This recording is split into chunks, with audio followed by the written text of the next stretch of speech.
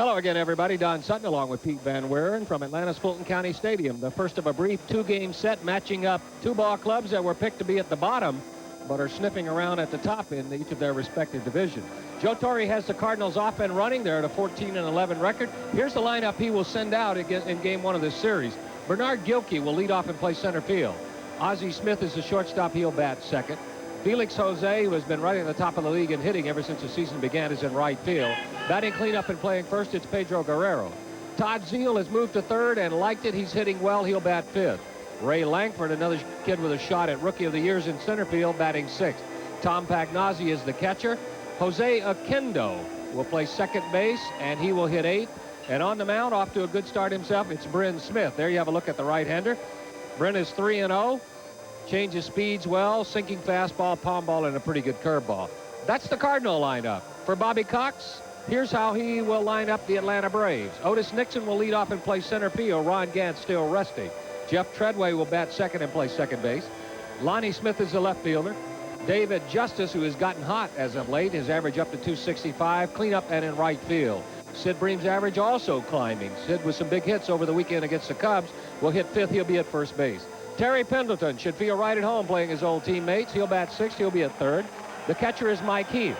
Rafael Belliard is the shortstop, and young Steve Avery on the mound. For Steve Avery, it's been quite a turnaround since last year. Struggled last year, but he has come on. He is 2-1. His pitching has been very good. The umpires for game one of the series will have John McSherry behind the plate. Jerry Davis will be at first base. Jerry Lane will be at second base, and Bob Davidson will be over at third. Defensively, the Braves will line it up this way. Smith, Nixon, Justice, they make up the outfield. The infield is Pendleton, Belliard, Treadway, and Bream. Mike Heath behind the plate. Left-hander Steve Avery on the mound. For Avery, this will be his sixth start of the year. There you see his numbers. The one-loss record good, the earned run average good. Avery has averaged right at 6 innings per start. Not too many base on balls. You expect out of this youngster as he matures a much higher number in that strikeout column. All in all, a good start for the youngster who someday soon is going to be thought of as one of the best lefties in the league. There are your lineups. We're just about set to get underway. And to kick it off for you, here's Pete Van Weeren. Okay, thank you, Don. It'll be Bernard Gilkey, Ozzie Smith, and Felix Jose due up for St. Louis, who just got through with a 3-game series with Cincinnati. They lost 2 out of 3 as they begin a road trip. And this is their first of 2 visits this year to Atlanta. As Don told you, a record of 14-11 for the Cardinals. The Braves right at 500 along with the Dodgers. And that puts the Braves and Dodgers in the third-place tie in the West, a game and a half behind San Diego, who leads Cincinnati by a 1/2 game. St. Louis, with their 14-11 record, currently third also in the Eastern Division. They're 2 games behind Pittsburgh, and they're a half game behind the second-place New York Mets. A lot of new personnel on this Cardinal club from a year ago, as a lot of youngsters, including this one, Bernard Gilkey, have moved into the St. Louis lineup. Gilkey hitting .258 for the year. He has a homer. He has 7 RBIs. Typical Cardinal ball club, not a whole lot of power, good speed, good defense. Interesting the way Joe Torre has built this ball club and structured it. 180 degrees from what he was as a player, but exactly the same type ball club that he tried to build when he was successful here in Atlanta. And the first pitch of the night on the way from Steve Avery, and the fastball is high and outside, ball 1. We are underway in a beautiful night from Atlanta. For a change, we get to say no threat of bad weather tonight. We haven't been able to say that very much when the Braves have been home. 1 ball, 1 strike now on Bernard Gilkey. The newest Brave in uniform tonight, Danny Heap, acquired from the White Sox organization from minor league infielder Kevin Castleberry. He arrived about 5 o'clock this evening. To make room, Jerry Willard was sent out, designated for reassignment. He has an option to report to the minor leagues or become a free agent. Here's the 2-1 pitch. Fouled back 2-2.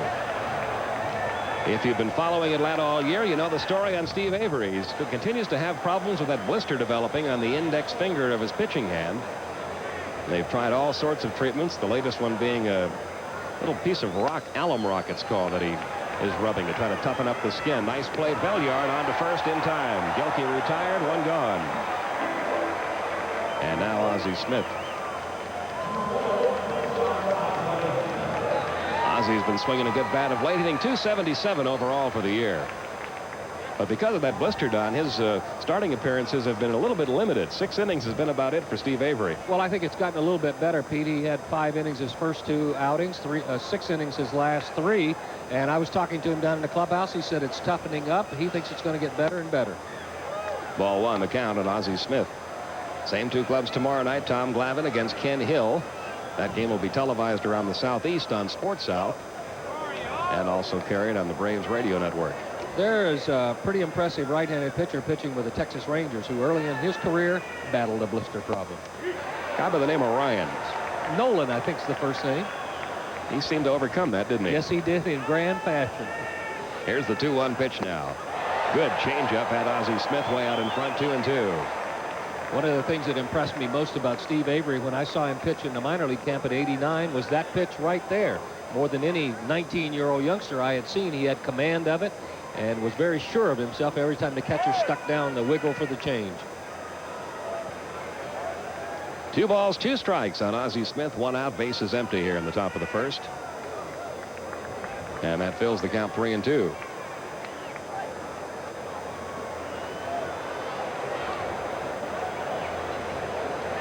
It's not unusual to see that graphic about this man whose glove alone will probably get him into the Hall of Fame. Fouled away, 3-2. Maybe, and you always have to qualify it because there are always some people who will disagree, but maybe the best defensive shortstop in the history of the game. That's a foul ball. The count remains 3-2. Well, I think anytime you make a judgment call like that, somebody's going to argue with you. But you would be hard-pressed to find any other shortstop in our era that people automatically, when a kid makes a great play in the spring, say, well, that's the way the Wizard would have done it. That's right. Whenever we talk about comparisons, who is the best defensively at any position, I always think of that conversation between some scouts, which occurred right here in Atlanta. Pitches high to Ozzie Smith, and he's down at first base with a 1-out walk. And that'll bring up Felix Jose, who comes in at .313. A couple of home runs, 15 RBIs. There were some scouts here about 3 or 4 years ago. Several scouts talking about the best player defensively at every position. They got to third base. And one of the scouts said, well, I'd have to go with Clete Boyer. He's the best defensive third baseman I think I've ever seen in all my years in baseball. And I can't think of who the scout was. First, the pitch to Jose popped him up foul. This one's going to drift into the stands out of play. And he said, Clete Boyer, he said he was very good, but he may not have even been the best third baseman in his family. Because of Ken Boyer, of course, who also played that position very, very well for a very long time.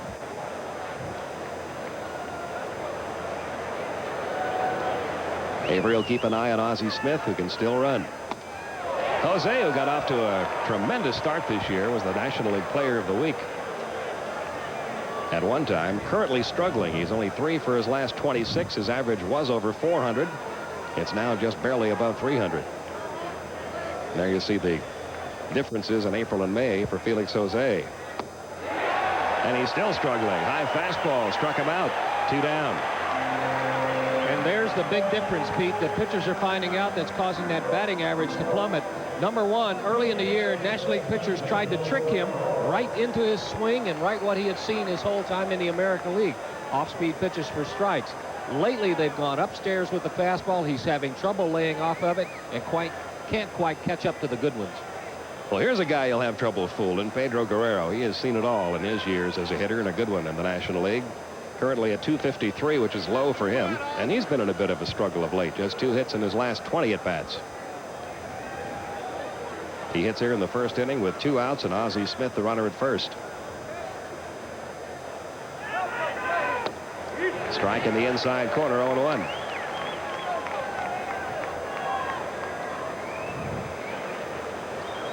Well, it's Pete's first time of having any swings against Avery. Steve, if he has any control at all, and I always maintain a pitcher with control has the advantage the first time around. Now the 0-1 on the way. Ozzie Smith running. They call for the pitch out. There's the throw. It'll get him, and that'll take care of the top half of the first inning. The Braves guessing right. Threw the pitch out on the 0-1 to Pedro Guerrero, and Ozzie Smith nailed easily down at second base for out number 3. Take another look as we go out. We've played a half inning on a beautiful night here in Atlanta. Cardinals failing to score. Atlanta coming up.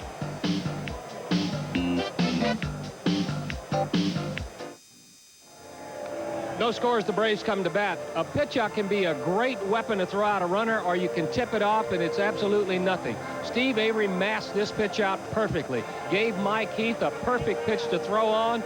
Ozzie Smith is out from here to you. Good defense by the Braves, stops the steal. And speaking of defense, here's how the Cardinals will line theirs up. Gilkey, Langford, Jose make up the outfield. Zeal, Smith, Oquendo, Guerrero, that's the infield. Tom Pagnozzi behind the plate, and Bryn Smith on the mound. Making his 6th start of the year, he has averaged 7 innings a start, a perfect 3-0. The earned run average, a good one. He will throw you strikes on the first pitch. And Otis Nixon leads off for Atlanta. Hits the first pitch on the ground into right field. Base hit. Otis Nixon, who has made a specialty of that, leading off the first inning with a single or a walk, getting on to try to get the Braves offense going. And of course his 11 stolen bases in 14 tries, the number that stands out for Otis Nixon, who is also hitting .333 coming in. Well, can you think of anybody in the league we've seen this year who has used all of the field as well as he had? Bunt single, chopper over third, this time a chopper in the hole headed for right field. 6 out of the 7 games he's started, he's led off the game with a base hit. Now Jeff Treadway, who comes in at .317, couple of home runs, 9 RBIs, taking a strike inside corner. He had a 9-game hitting streak stopped here on Sunday.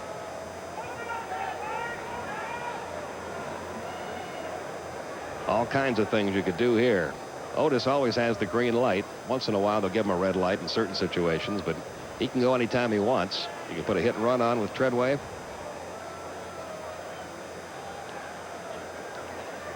Pretty good chance on this situation that Ozzie Smith is going to cover, and Jeff has become quite adept at serving that ball through the shortstop hole. There he goes, and Treadway fouls it back 0-2. And Ozzie Smith was covering, and Jeff Treadway took a shot toward left. Veteran Bryn Smith, who has been a Braves beater his entire career, a record of 13-3 lifetime against Atlanta. Has had some shoulder problems plaguing him the last couple of years. Don mentioned he's pitching about 7 innings per start this year. That's up about 2 innings per start from a year ago. A year ago, he was barely getting past the 5th inning most of the time.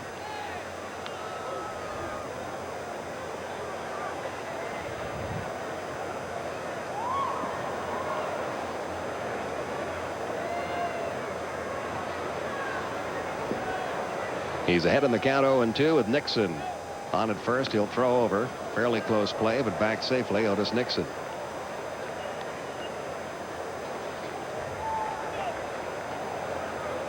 The Cardinals have specialized this year in winning the first game of series.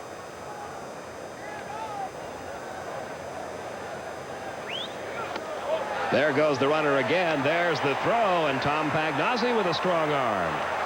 One of the better arms in the National League guns down Otis Nixon. Only the 4th time in 15 tries that Nixon has been caught stealing this year. Took a great throw by Pagnozzi to get him. Nixon had a good jump and a tough pitch to throw on. More often than not, base stealers are successful against Bryn Smith, but Pagnozzi kind of equalizes that with a cannon like that. He's over 40% now in caught stealings on the year, and there's a base hit to right by Jeff Treadway, so the caught stealing hurts a little more. As Treadway reaches with a 1-out single for Lonnie Smith.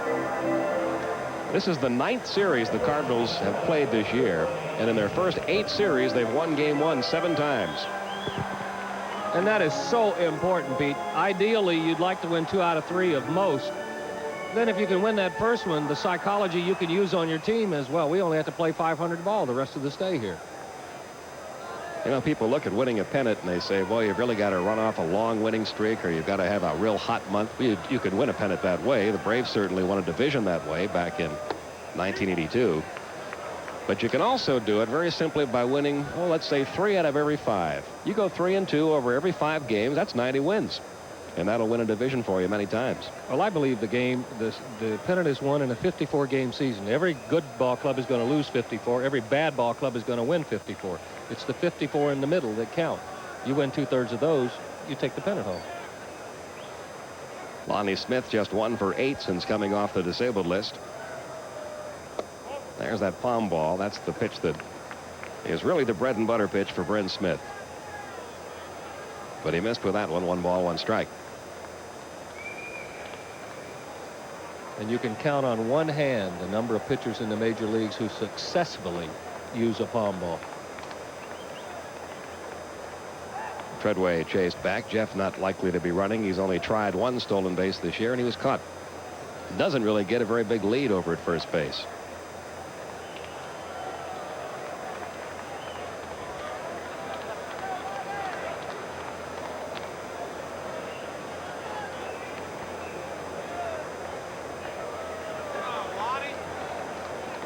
Wasn't it different to come to the ballpark today and not have to ask anybody what's the forecast? Yes. Braves in their home games this year have been plagued by horrible weather. And for us, not have to ask anybody, well, what do we throw it to after we give them an update? Just a beautiful day in Atlanta today. We had a high of about 78 degrees, going to be in the upper 50s overnight.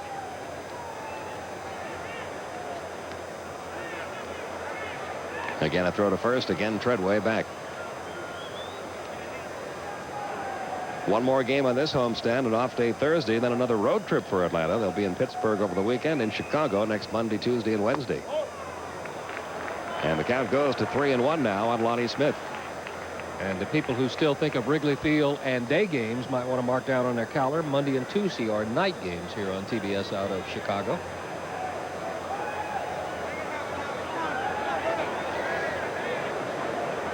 One man out. Treadway, the runner at first. We're in the bottom half of the first. Treadway is going. Lonnie Smith swinging and missing, and there is assist. No, he dropped the ball. He had him. If Ozzie Smith held on to it, but Ozzie Smith could not, so give Jeff Treadway a stolen base. That would have been assist number 2 of the inning for Pagnozzi. Jeff got a little bit of a late start. Lonnie helped a little by swinging through it. Pagnozzi, the throw right there, and they had Treadway out by 6 feet. But he bumped it out of Ozzie Smith's hand. I'm not sure of the scoring rules. Do they score that as stolen base, or since he was called out, give it an error on the shortstop? I don't see an error, so it must be a stolen base. High in the air to shallow left field. Gilkey broke back, but now he's called off by the center fielder Langford, and Langford will put it away for out number 2. If an out call was made down there, you can give an error on a play like this, but when your name is Ozzie Smith, sometimes in those fringy type errors, they never. It's a stolen base, yeah. Well, let's take a look and see if the right hand was thrown in the air. No, he never did. The out call was never made, so it'll be a stolen base. Treadway remaining at second with 2 down for David Justice, who comes in at 265. Has a couple of home runs, 15 runs driven in. David a little concerned about the strikeouts this year. He has struck out 21 times in 83 at bats. He wants to cut down on that. Nothing in 1 the count. His bat coming to life, though. 367 over the last 9 games, with 6 runs driven in over that stretch. He was down to 216 at one point this season. Didn't get that palm ball, and the count 0-2. See the big difference, Pete, and he's been watching a lot of videos. He has said that he has to be patient on that pitch right there. Last year, he didn't see as many of those off-speed pitches down low. And if I were the Braves, I wouldn't be that concerned about the strikeout total. Last year, about 1 out of every 5 ABs. This time, a little bit over 1 out of every 4. So about the same. Well, Bryn Smith just showed him the fastball off the plate. What do you bet the next pitch is going to be? That palm ball. Down and in, too. Down and in is a dangerous place to pitch most left-handers. But David Justice likes the ball so much in and a little bit down that you can get him to chase something off speed if it's below where he likes it. And there it was, but it was too far down. Pagnozzi finds it now. And Treadway will have to stay down at second. 2-2 the count now, and David Justice. This guy has a great arm. Right at about 40% for the year, now 11 of 27. And right at about 40% for his career. And that's good when you look at the fact that probably around the league, the success ratio is what, probably about 4 out of 5, or right at about 67-70%. Now 2-2 on the way to Justice. Ground ball right side, base hit right field. Treadway rounding third, heading home. No throw. It's 1-0 Atlanta.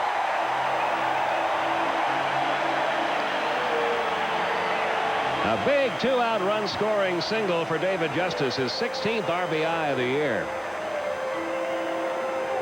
Well, there's the improvement. There's the patience. He swung at one, laid off another, gets it down this time, but Bryn Smith got just a little bit too much of the strike zone, and Justice didn't try to do anything fancy with it, put it on the ground to right field. Stolen base is a big one now. Braves lead at 1-0. And the batter will be Sid Bream with Justice on and 2 outs. Bream at 261 now, 3 homers, 14 RBIs. He too has been swinging a much better bat of late, 353. With 7 extra base hits, 6 doubles and a homer over the last 9 games.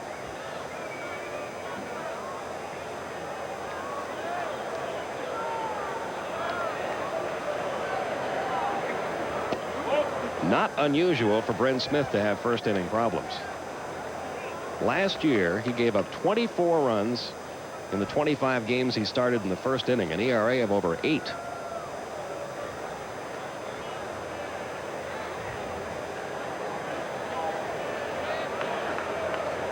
Here's the 1-0. That's a strike in the outside corner to Sid Bream. 1 ball, 1 strike.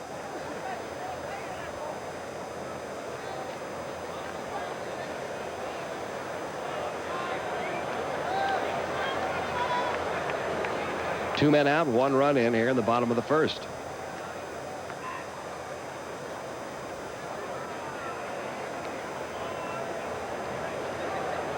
Braves still below 500 at home this year, only 4-7.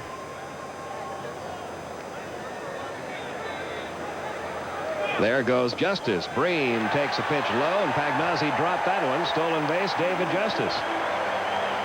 So 3 times in the inning, the Braves have sent the runner, and they're 2 out of 3. 3rd stolen base of the year for David. Picked a good pitch to run on. It was the palm ball. It was down and away. Pagnozzi would have had a tough time making a good throw on this pitch anyway, but so far away from the left-hander he couldn't quite hold it, so there's a stolen base for Justice. That's 31 stolen bases now for this Atlanta Braves team. This is the 23rd game of the year. Braves on a pace to steal close to 200, if not over 200 bases as a team this year. 2-2 on Bream. Justice down at second.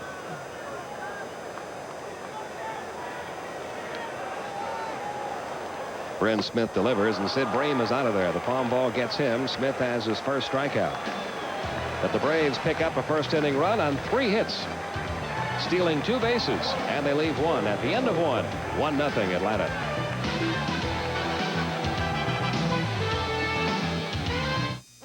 Atlanta Braves baseball, brought to you by durable weather beater paint, only at Sears, the home of America's craftsmen. Here's Otis Nixon, and here's a look at our Safeguard Safe at second feature, a look at the National League stolen base leaders, and you see why we had Nixon right in the middle there with 11. Coleman, DeShields, Nixon, Robertson, Calderon. Deion Sanders with 6, 2 away from cracking the top 5. A little bit of a Montreal connection there. 3 of those 5 top stolen base people either are currently playing or once did play for the Montreal Expos. Guerrero taking ball 1 as we go to the top half of the second. Pedro was hitting when Ozzie Smith was caught stealing for out number 3 in the first. Out of play, 1 ball, 1 strike.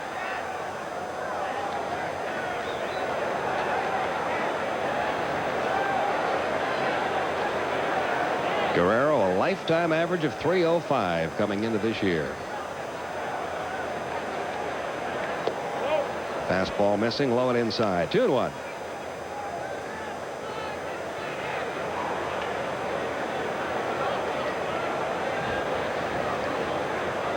Now the 2-1 on the way. A little chopper toward short. Belliard charges. 1 gone.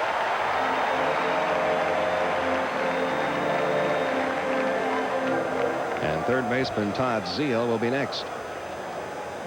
Zeile having a good year with the batting average, 289. Has only hit 1 home run so far, though, with 12 runs driven in. On a team that lacks a lot of power, they'd like to see him hit 15 to 20 this year if he can get that many. tough to do playing in that ballpark in St. Louis. I was going to say, I think they could really foul up what is fundamentally a good swing here. They expect him to hit a lot of homers in St. Louis. They're going to force him to change his swing and try to yank the ball down the left field line. And I think you'll see the batting average fall if he does that. Hitting with 1 out, base is empty. Avery has a 1-run lead, and there's a strike in the outside corner. 1 ball, 1 strike. Ray Lankford on deck.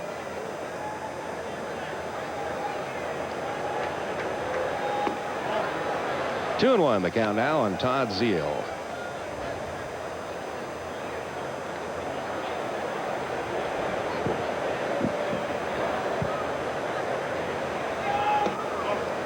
And Avery behind in the count now, 3 and 1.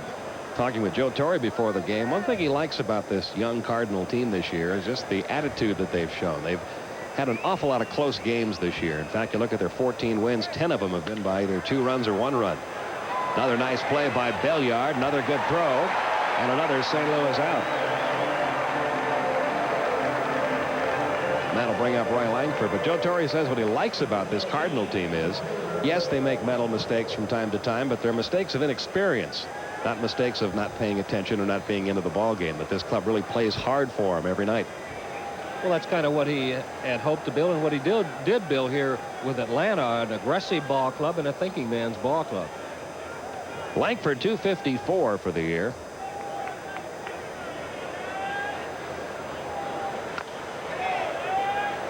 Nothing and 1 the count.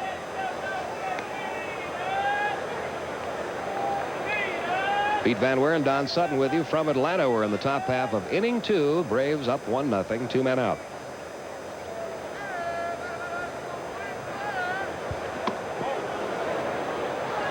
A ball and a strike now on Langford.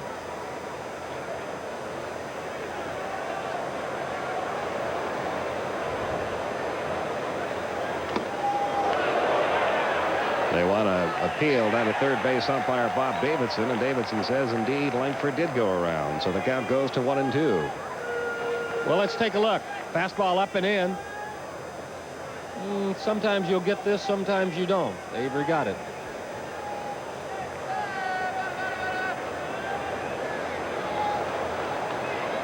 And the 1-2 on the way. Missing low and away, 2-2. Outfield playing Langford.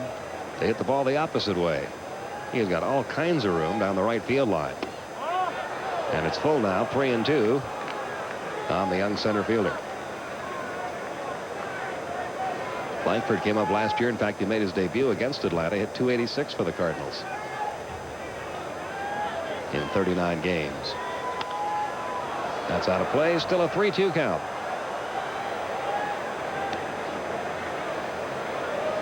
Langford, a star football player as well as baseball when he attended Modesto Junior College out in California. He rushed for 1,000 yards one year for that junior college football team. Down the left field line, Lonnie Smith coming over toward the corner and in fair territory when he made the catch. That's all for St. Louis in the top half of the second. Avery gets him out 1-2-3. We're going to the bottom half of inning 2. Still 1-0 Atlanta. 1-0 Atlanta as we go to the bottom half of inning 2. Another good crowd on hand here tonight for the first of this 2-game series. This is church night. Church groups always welcome, and special prices for church groups on all Tuesday night games throughout the year. And also for groups of from 30 to 140 fans, the Kingsford Charcoal Picnic Plaza at the stadium is a great place for a pregame picnic. Now, the $9 per person rate includes a full picnic plus a field level ticket. If you'd like more information on that, call the Braves Group Sales Department. 577-9100 here in Atlanta. Terry Pendleton taking ball 1 inside. Terry, the former Cardinal, must still seem strange to him to walk out there and see that St. Louis uniform playing against him. Hitting .233 in the year, a couple homers, 7 RBIs. Count goes to 2-0. It is until a ground ball is hit toward you or until Bryn Smith turns the ball loose. Then it's just the other guys. That's right. Somebody else trying to get you out. He's not going to get him out this time. Deep to right field. Jose looks up. Home run number 3 of the year for Terry Pendleton.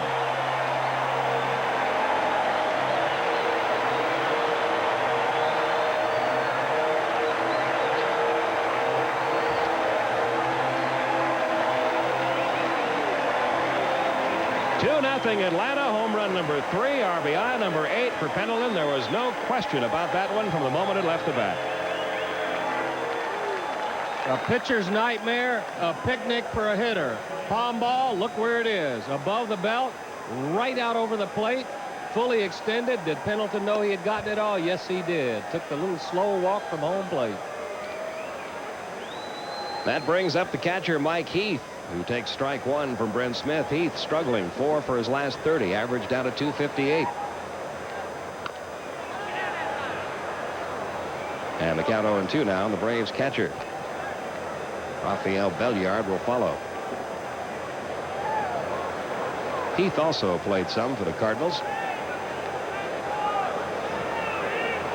Wasn't really comfortable there. Wanted to get back to the American League, and very quickly from Oakland to St. Louis and on over to Detroit. Had a good half year for Detroit.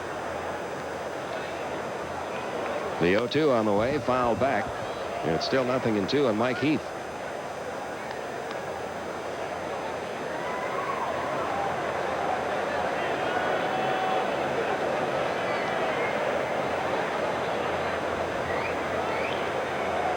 Another 0-2. This one bounces up there. A ball and 2 strikes now. And Heath, that home run by Terry Pendleton, only the second Atlanta homer in the last 89 innings. The long ball has been hard to come by a little bit for the Braves this year because, for one thing, you don't have Ronnie Gant hitting, and he hasn't been in the lineup lately. The Braves counting on him to supply some power. Look out, folks. That bat went sailing into the box seats over behind the Cardinal on-deck circle. And we're going to need some help over there. Heath is out on strikes.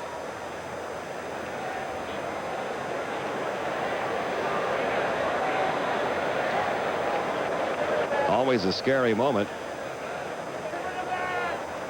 Well, you can tell it's a good off speed when you have a batter off stride, but when you have him so far out in front he can't even hold on to the bat, you know it's a great one. And unfortunately, as often the case, when a batter lets go of the bat, it ends up someplace in the lower stands, and hopefully this time not a whole lot of damage done. I know the young lady was hit on the head. That's Gene Geiselman, the Cardinal trainer, along with Joe Torre, St. Louis skipper. Out to 10-2, that woman. No batter ever tries to do that, but then again, no batter ever tries to be that fooled. Once you get that far committed and that far off stride, there is absolutely nothing you can do except pray that it doesn't hit somebody. Fortunately, this time the prayers were unanswered.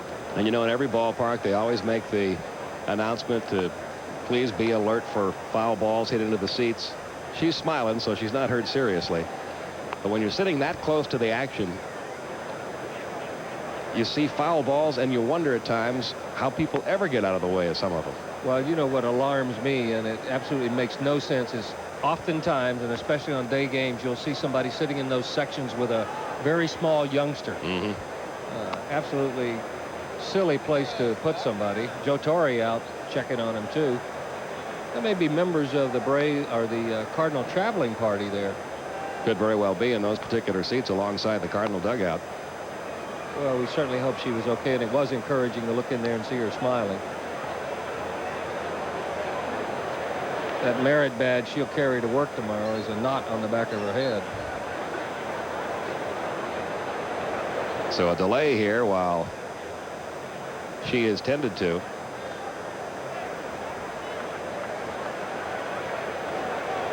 And a little red showing up there, so apparently that bat got her pretty solidly.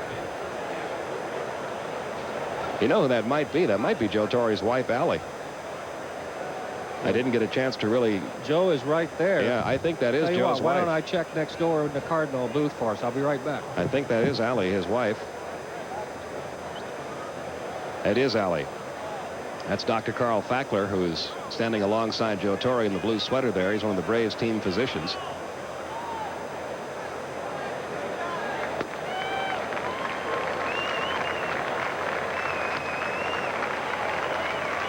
Is that amazing?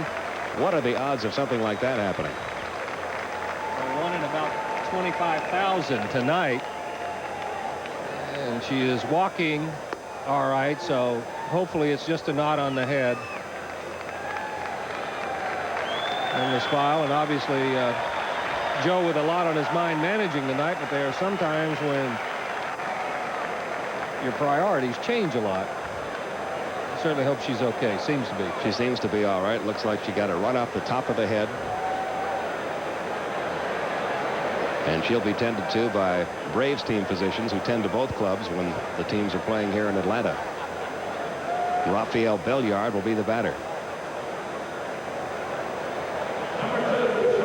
Belliard hitting 190 with 5 runs driven in, just 1 for his last 14. So he needs to get the bat going a little. Hopes to. It's 2-0 Braves after the Terry Pendleton home run. Hit up the middle, base hit by Belliard.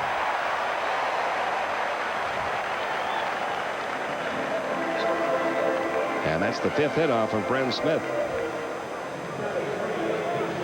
Bringing up Steve Avery. He'll probably be bunting here. He's not a bad hitting pitcher. He's going to hit a home run before the year is over, I predict. And it is going to break John Smoltz's heart when he gets it out there first. Steve Avery is a good athlete. And Pete, when you watch this Braves pitching staff, they call Charlie Leibrandt the old codger. But when you take Leibrandt, Avery, Smoltz, and Glavine, not only do you have 4 guys who either are successful and good pitchers or are going to be, but they are 4 pretty good athletes that you could stick in almost any sport and they would acquit themselves quite well. Well, you can just look at their backgrounds. Tom Glavine, a draft choice of the Los Angeles Kings in hockey. John Smoltz had all kinds of college basketball scholarship offers. So did Steve Avery, by the way, along with college baseball offers. There goes the runner toward third. Avery was swinging. It's going to be a double play. Well, the Braves took a shot there, and Avery swatting one through the left side. He hit it right at the third baseman, Todd Zeile. And that's an easy double play. Third to first to end the inning. But the Terry Pendleton home run doubles the Atlanta lead. We've completed 2 in Atlanta with our score. Braves 2, Cardinals nothing.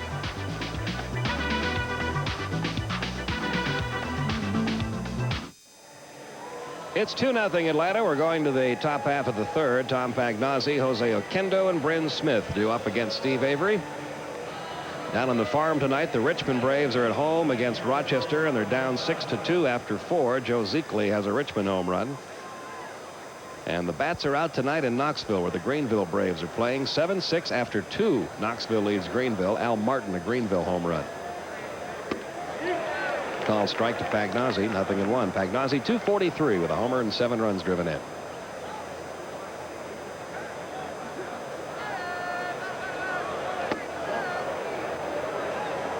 And it's even now, 1 ball, 1 strike. We've often talked about Rafael Belliard. Anything he does offensively is a plus. The Cardinals feel the same way about Pagnozzi. He means so much to the pitching staff as a catcher, does such a great job defensively. 243 is a real bonus. Potentially could hit higher, but Joe Torre would be very happy if at the end of the year he had these numbers. Avery falls behind Pagnozzi, 3-1. Well, you can see in watching him catch the job he's done back there in the few times we've had him on TBS. Why they wanted to make the move and get Zeile's bat in the lineup, get him at third, and get Pagnozzi in there defensively. Out to play the count 3-2. And Tony Pena was a member of the Cardinals, and Pagnozzi first came to the major leagues after he'd been around the circuit 1 time. Every team in the National League was indirectly inquiring, is Tom Pagnozzi available in a trade? He opened a lot of eyes, especially with that arm that he has. Excellent defensive catcher. Full count 3-2. Been a lot of players like that. Mark Parent, who backed up Benito Santiago, finally was dealt to the finally was dealt to the Texas Rangers, and Alomar went over to Cleveland.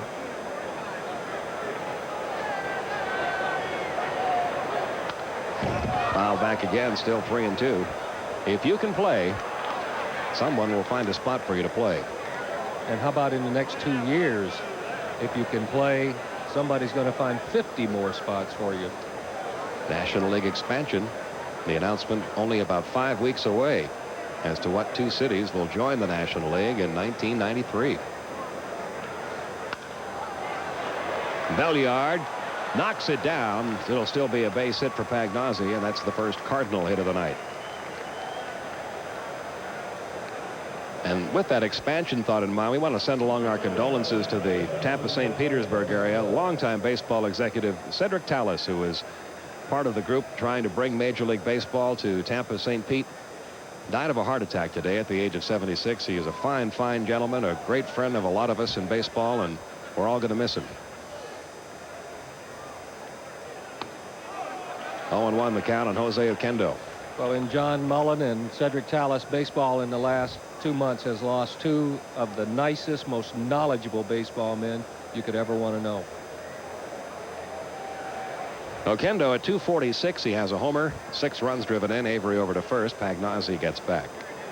Oquendo was almost out of the Cardinal lineup. He was slumping so badly when the Braves were in St. Louis, but he's turned it around. 7 for his last 14.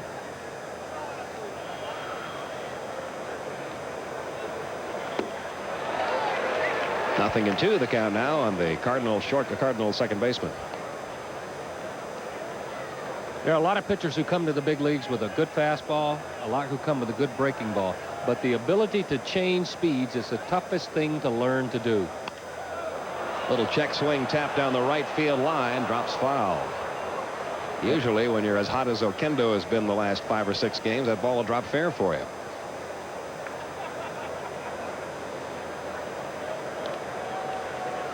Two runs, 5 hits for Atlanta. No runs, 1 hit for St. Louis. We're in the top half of the third.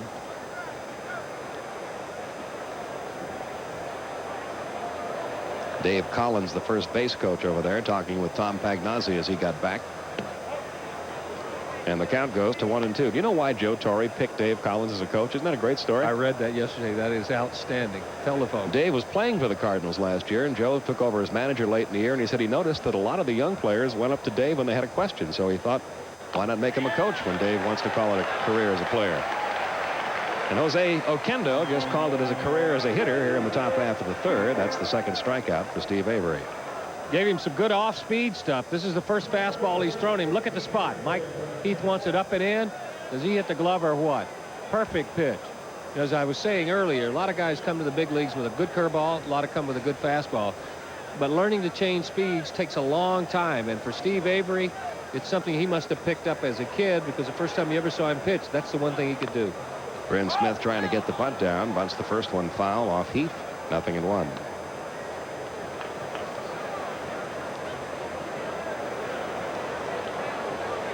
Yes, you see very rapid advancement in young pitchers when they already know how to throw a changeup. Look at Ramon Martinez with the Dodgers. Same thing.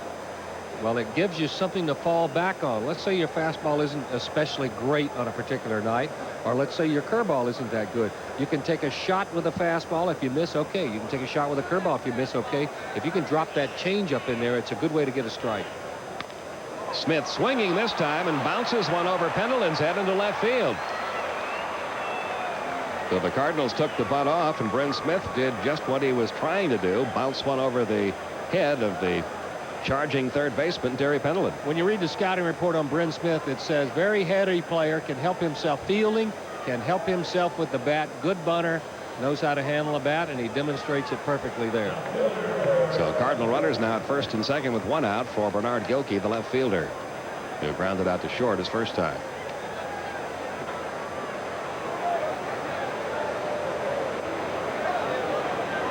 Gilkey, a native of St. Louis. Right back on the pitcher. Should be 2 to Belliard for 1 on to first. He got him. Belliard really had to gun that throw to get the speedy Bernard Gilkey, but he got it over there, and that's all for the Cardinals in the top of the third. We go to the bottom half, still 2-0 Atlanta.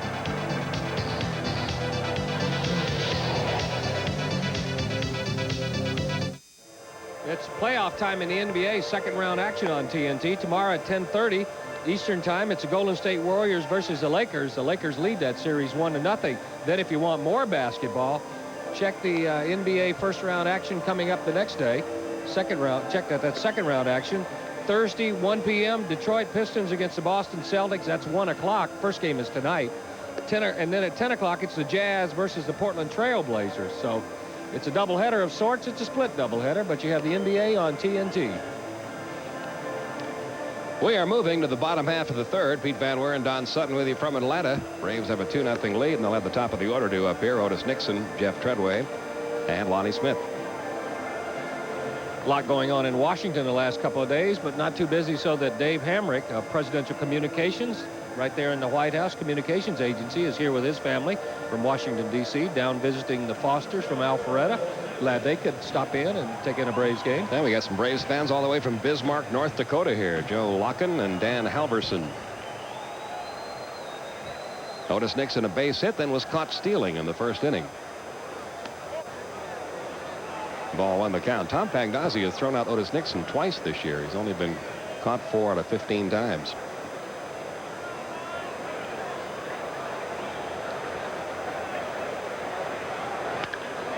High and deep to center. Langford going back. He'll get there for the out, one away. That's a long drive for Otis Nixon. Doesn't very often hit a ball that far. Now Jeff Treadway had a base hit and came around to score the first Atlanta run in the first inning.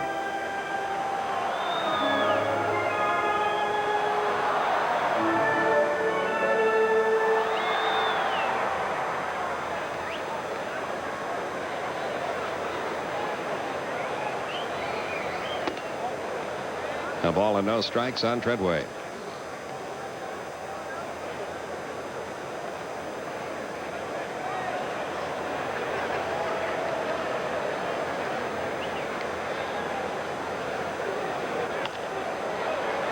See if anybody has a play on this one. Zeal and Ozzie Smith both racing for it, but neither one will get to it. And the count even now, to ball and a strike.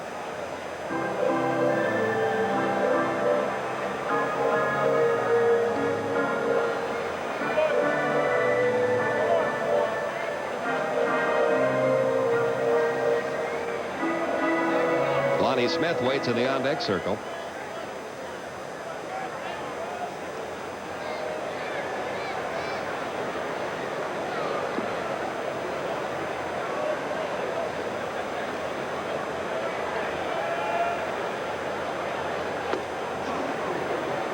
Palm ball missing. 2-1 now on Treadway.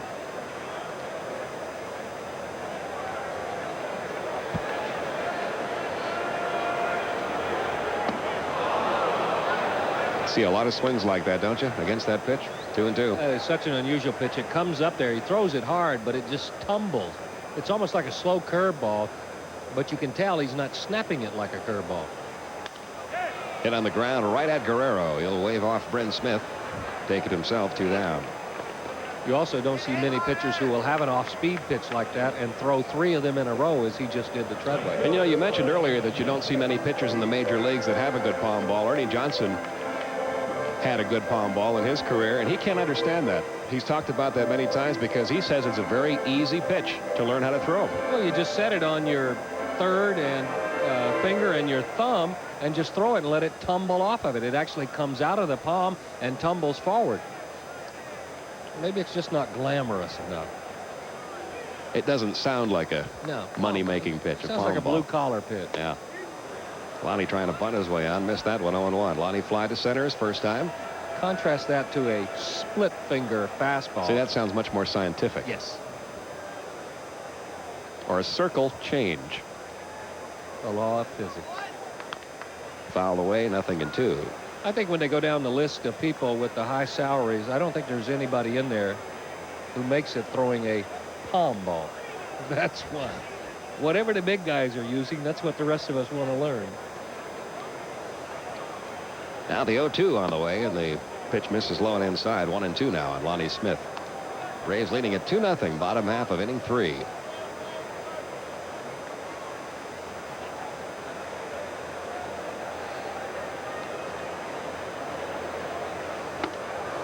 Up and in again, 2-2. They're trying that again on Lonnie. That's what was successful early in the season last year. And remember, Lonnie just got off the disabled list, so this is very early in the season for him. High, tight fastballs. Lonnie had a lot more of him to try to get around on those at the beginning of last year than he does this year. Strike 3 called. And that's all for Lonnie Smith and all for Atlanta. And a 1-2-3 inning for Bryn Smith. He records his 3rd strikeout. We've completed 3 in Atlanta. Still the Braves 2 and the Cardinals 0. Joe Torre has returned to the Cardinal dugout, and the report is his wife Allie, who was struck by that flying bat, has gone to a hospital to have a couple stitches taken, but she's doing fine. And she'll be all right. Fourth inning. Here's Don Sutton. All right, Pete, thank you very much. Strike one to Ozzie Smith. Ozzie walked back into first. Mike Heath, perfectly executed pitch out from Steve Avery, threw him out. Fastball is there. It's 1-1. Check me on that first pitch. It was called a ball. 1 ball, 1 strike. Just underway in the fourth inning. Braves with runs in the first and the second. Now lead it 2-0. Outside, it's 2-1. Ozzie Smith over 400 for the last week. Lays off the high fastball. It's 3-1.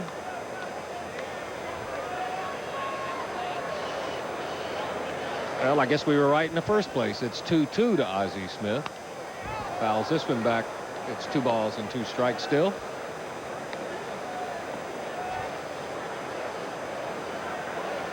Big John McSherry flashing the 2s on both hands. So the scoreboard will change it.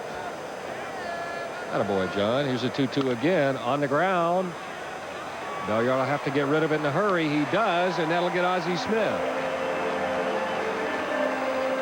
For Belliard, his 4th assist. Rafael Belliard, maybe not quite as stylish a shortstop as Ozzie Smith, but certainly getting rid of the ball as quickly as Ozzie Smith does. He doesn't have an overly strong arm. Neither does Ozzie Smith. The key to both of them is a quick release and throwing it accurately, and both do. And Belliard, more than any other shortstop I've seen, circles the ball so that he's almost always headed toward first when he feels it. Felix Jose looks at ball 1. Jose, strikeout victim number 1 for Steve Avery to end the first inning. His average still well up over 300. Outside, it's 2-0. Early in the year, pitchers were trying to drop the curveballs in on him and were just missing, and he wasn't. Now he's getting more and more fastballs up in the strike zone. That one a little too up. It's 3-0. That's one of the calls that drives Skip Carey crazy. Fastball at the belt called high. So on 4 pitches, Jose taken all the way. He walks. Base on ball number 2 for Steve Avery. And Pete Guerrero will come to the plate. Leo Mazzoni constantly preaching to his Braves pitchers to throw the ball over the plate, and for the most part they have this year. Yeah, the walk strikeout ratio excellent. 75 base on balls. 70 base on balls, 132 strikeouts. That's right at 2-1. This is sliced down the right field line. It'll get down into the Braves bullpen. Strike 1 to Pete Guerrero. And the starters, Don, only 39 walks and 23 starts counting tonight. That's less than 2 per start, and anytime you can do that, you have to be very proud of your pitcher's control. That's how you win. Guerrero, it was a tough week for Pete. He was 2 for 20. Saw his average fall down to 250. Avery misses inside. It's 1-1. But even though he is at 250, he has had a hit in 18 of the 24 ball games he's played. He and Ozzie Smith have only missed 1. Felix Jose, the only player that's been in there for all of them. He's played all 25. So Avery misses. He's fallen behind to Guerrero. 2 balls, 1 strike, 1 out. That is not what you would expect from Pete Guerrero, or not what you would expect from most right-handed hitters. So Avery is wild high. He has walked Jose on 4 straight. He's fallen behind to Guerrero, 3-1. Guerrero, a pair of homers, 14 RBIs. 3 doubles, and usually out of Pete what you can expect is 30 to 40 doubles every year, especially playing in the ballpark like St. Louis with the big alleys. Here's a 3-1 on the ground. Pendleton off his glove. You won't see that happen very often. We'll see how it's scored. They're giving Pete Guerrero a single on that. A tough smash off the glove of Terry Pendleton. It was toward the hole between short and third. And Pendleton, going to his left, tried to come up with it. Took kind of a high hop as it got to him. Boy, that ball got there in a hurry, didn't it? Well, Guerrero can get the ball to an infielder in a hurry. Pendleton almost always makes that play, and with Guerrero running, it would have been a double play. Cardinals have runners at first and third. That'll bring Mazzoni to the mound for a little pep rally. And it'll bring Todd Zeile to the plate. Braves would settle for Zeal doing just exactly what he did back in the second inning, a ground ball to Rafael Belliard. Zeal, another one of the Cardinal players who had a tough week. He was 4 for 21 this past week, but he has hit in 6 of the last 8. Avery is just missing. That's ball 1, just outside. 1 ball and no strike to Zeal.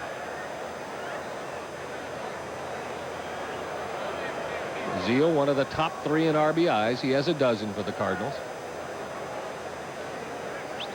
Jose at second, Guerrero at first. And Avery is missing low. It's 2-0.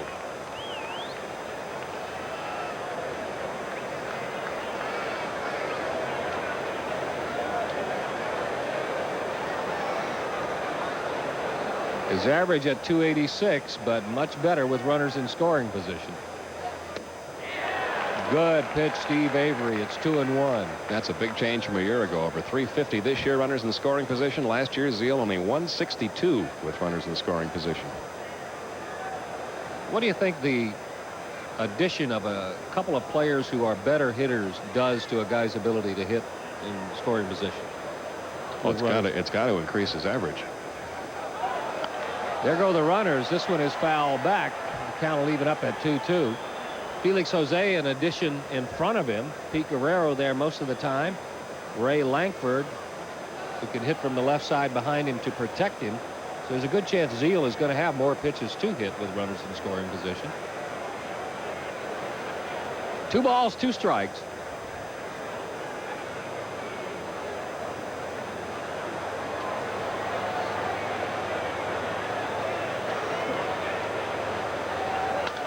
Off speed, foul down the right field line. The count remains 2 balls, 2 strikes.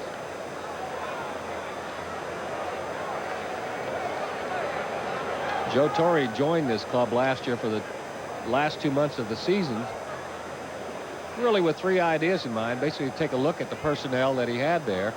Second was to see what the attitude of the club was, make some changes there. And his third project, maybe not his most difficult one, but certainly an important one, was to convince Todd Zeal that he could best help himself and the ball club by moving from behind the plate out to third base. And Todd resisted at first. He didn't want to make that move. But the right man to convince him of it, Joe Torre, who made that move himself and became a much better hitter once he got out from behind the plate and moved to third. Certainly Zeal at third, Pagnozzi behind the plate makes the Cardinals a much better ball club. The 2-2. Line towards center. That'll get in for a base hit. That'll bring Jose to the plate. Guerrero stopping at second. It's a 2-1 Braves lead.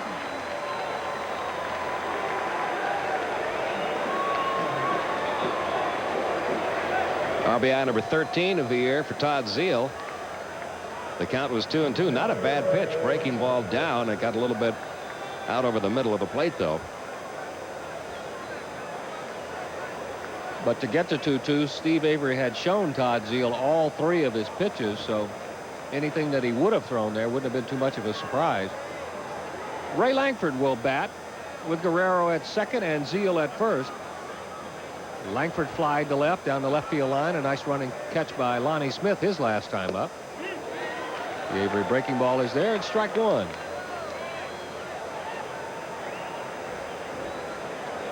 Lankford, like it seems like most of his teammates, a tough week at the plate. 235 last week. They have really moved him around in this Cardinal batting order. Already this year he's hit leadoff. He's batted third. And he's batted 6th where he is tonight. Joe Torre can do that with this club. He's got a lot of speed, a lot of people that can hit different parts of the batting order. A couple of switch hitters in there. Yep. Guerrero at second, Zeal at first. Braves lead at 2-1. Cardinals threatening.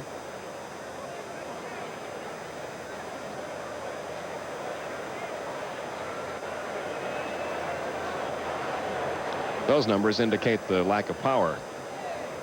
First in team batting average, but 7th in runs scored. So it takes a lot of hits for the Cardinals to produce a run. And probably one of the reasons you see him constantly juggling the lineup, trying to find a way to make those doubles and singles produce more runs. Here's the 1-1 to Lankford. Headed toward left. It's going to get in there. Guerrero around third. Lonnie Smith's throw. There'll be no play. We have a tie ball game. So the Cardinals have put a walk and 3 singles together and have gotten it all even here in the 4th inning.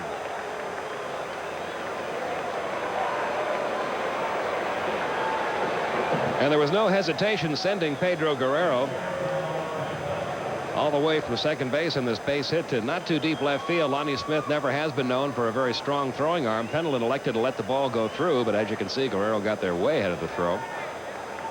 And we're all tied up.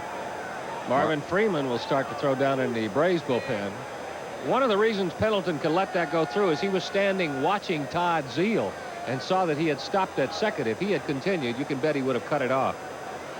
Here's Tom Pagnozzi. He led off the third with a single. Braves infield back at third and first. Middle of the infield double play depth. Low with the breaking ball. It's 1-0. So Steve Avery came into the 4th inning having only allowed the Cardinals a pair of singles. A 1-6-3 double play he started himself to end the third had erased that threat, and the Cardinals have bunched a walk and 3 singles to tie it up here in the 4th inning. It's all even at 5 apiece. Doesn't get the off-speed pitch. It's 1-1. I wasn't in St. Louis for that series, but wasn't Steve's game in St. Louis very similar to this? Wasn't he cruising along with a shutout and running into trouble in the 5th inning, I believe it was, that game? That's right. He had a 4-0 lead when he went into the 5th inning against Bryn Smith. In the 5th inning, he got a Zeile led off with a double, and then Pena singled, and then Pagnozzi dropped the home run just inside the foul pole down the right field line. He got a strikeout, Milt Thompson, but then and actually got the next 2 guys out before Smith doubled and Gilkey singled, and there it was, all tied. So it seems like one big inning has done him in against the Cardinals. Pagnozzi yanks this one foul. It's 1-2. Pagnozzi at 253, a homer, 7 RBIs.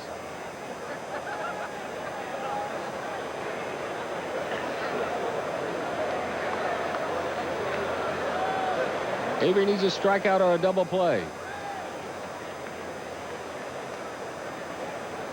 Jose Oquendo waits on deck. Here's the 1-2. Instead, Avery Heath will reload.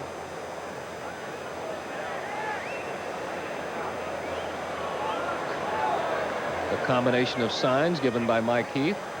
Here's a 1-2. That's chopped on the ground foul. It's still 1 ball, 2 strikes. These 2 clubs will go at it again tomorrow night. It'll be Tom Glavine looking for his 4th win of the year. He'll be facing Ken Hill. Sports South, for all of you who are down in the southeast, will have that. Here we're in the top of the 4th.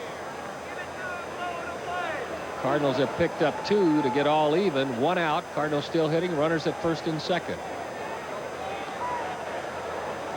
Here's a 1-2. Off the hands. Pendleton will step on third. A long throw to first. Double play. A 5-3 double play erases a further threat by the Cardinals. Terry Pendleton continues to play good defense at third. Take another look as we go out. Cardinals get 2 runs. They do it on a walk and 3 hits. They leave 1 stranded. We go to the bottom of the 4th, all tied.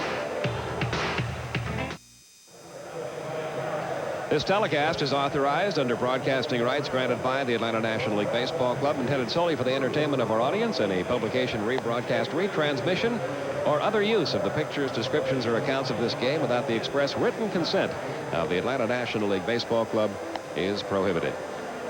We're all tied at 2 as the Braves come to bat here in the 2nd inning. Bryn Smith has new life. Pretty good crowd here tonight. Looks like it could be upwards to 20. As Pete pointed out, church night here every Tuesday night. Get a group together, come on down to a Braves ball game. David Justice will lead it off. Another poster night tomorrow night. Fans here at the game will receive a John Smoltz poster. Compliments of Kentucky Fried Chicken. Those are always fun to have. I got a kid in college who says, Dad, every time they have a poster night, get me one. Justice singled his first time up. Looks at the fastball on the inside corner, says John McSherry. Strike 1. You have to watch John McSherry very closely to figure out whether he's called it a ball or a strike. John was one of those sneaky calls. Foul away. It's 0-2. Justice 12 out of his last 31. Came into the night hitting .400. He'd only had 5 at bats. He's now 3 for 6 against Bryn Smith. Really hadn't fared that well against the Cardinals. He's 4 for 13 the whole year against them. So the rest of the pitching staff has kept David very quietly. It's 1-2 to Dave Justice.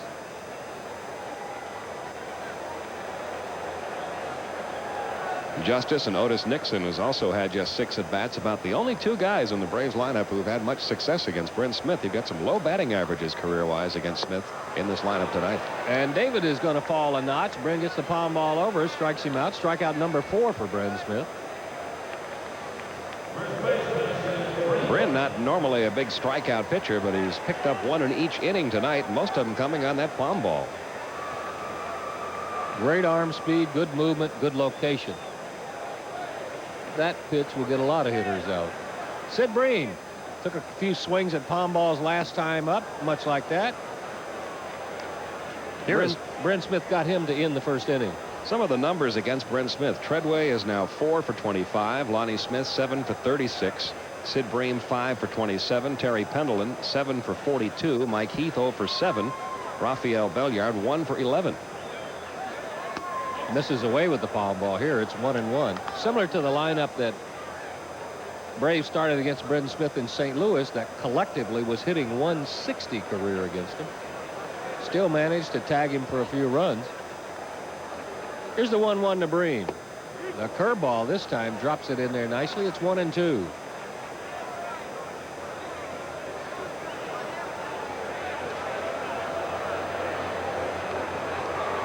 Bream in his last 11 ball games has been hitting it well. And this one he may catch a break. Yes, he does. You won't see that very often. Off the bag. Guerrero near the line might have had it, but that's a freak base hit for Sid Bream, and he'll take any kind he can get. And watch at the finish of this play how Jose Oquendo, what he tried to do to get the out at first base. The ball hits right off the bag, pops high into the air. Now watch Oquendo. He'll come in from the left side of your screen. He's just going to try to slap that ball up to Bryn Smith covering to try to get an out there. Not a bad idea by Oquendo. Good play, and on a little bit slower runner they would have made that play. So Oquendo, known around the league as having great range, showed some of it there. It's a base hit for Bream. It'll put him at first with 1 out, and Terry Pendleton will step in. Pendleton homered to lead off the second inning. The fastball misses a little bit high. It's 1-0.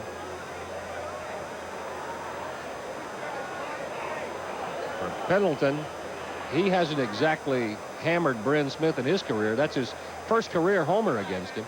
Only his 7th hit in 42 ABs. So Smith has held him to a 160 batting average. 1 out. Bream not going anywhere. Bryn Smith, one of those free agent pitchers a couple of years ago that many thought was right ready to sign with the Atlanta Braves.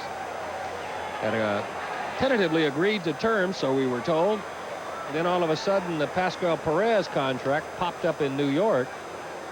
That changed all of Bryn Smith's numbers and kind of pushed the Braves right out of the picture and jumped St. Louis right into it. He was born in this area, although he didn't grow up here. He was born in Marietta. St. Louis may be a better ballpark for his style of pitching because he does, as much as Charlie Liebrandt, pitch ahead in the count, throws a lot of strikes.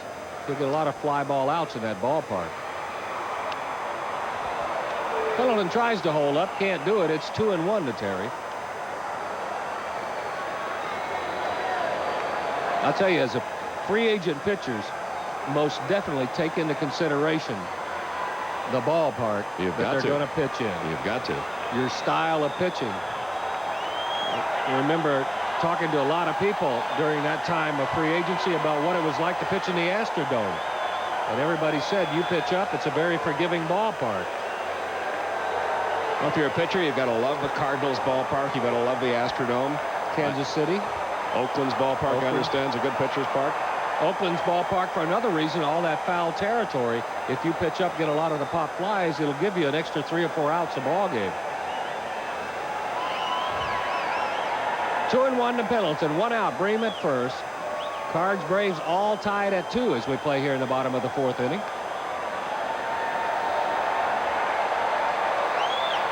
As Pete told you earlier, in case you missed it, the Braves made a roster change today. Actually, a couple of them. Picked up Danny Heap on a minor league trade with Chicago White Sox. And the breaking ball misses low. It's 3-1 to Terry Pendleton. And to make room for Danny Heap, they designated Jerry Willard for assignment. Short little commute for Danny to get here today. The Vancouver Ball Club is playing in Tacoma, so he only had to come about 6 hours by air to get here. But made it, was in uniform, was out on the field taking batting practice. Not only that, he was taking fly balls in right field, too. He is that kind of guy. Here's a 3-1 to Pendleton. There goes Bream. The grounder to Guerrero. Fair foul. It is foul. 3 balls and 2 strikes. Bream will come back to first.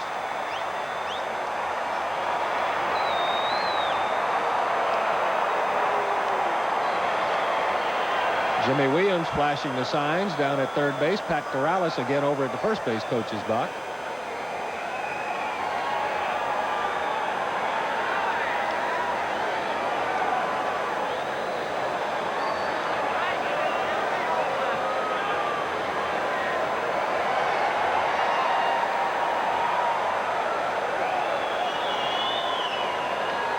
Here's a 3-2 to Pendleton. Terry says Bryn Smith takes too much time. He'll step out. Mike Heath on deck for the Braves. Pendleton at 246. 3 homers, 8 RBIs. There goes Bream. Misses inside. It's ball 4. Braves have runners at first and second. 1 out, and Mike Heath the batter. For Bryn Smith, that's his first base on ball of the night.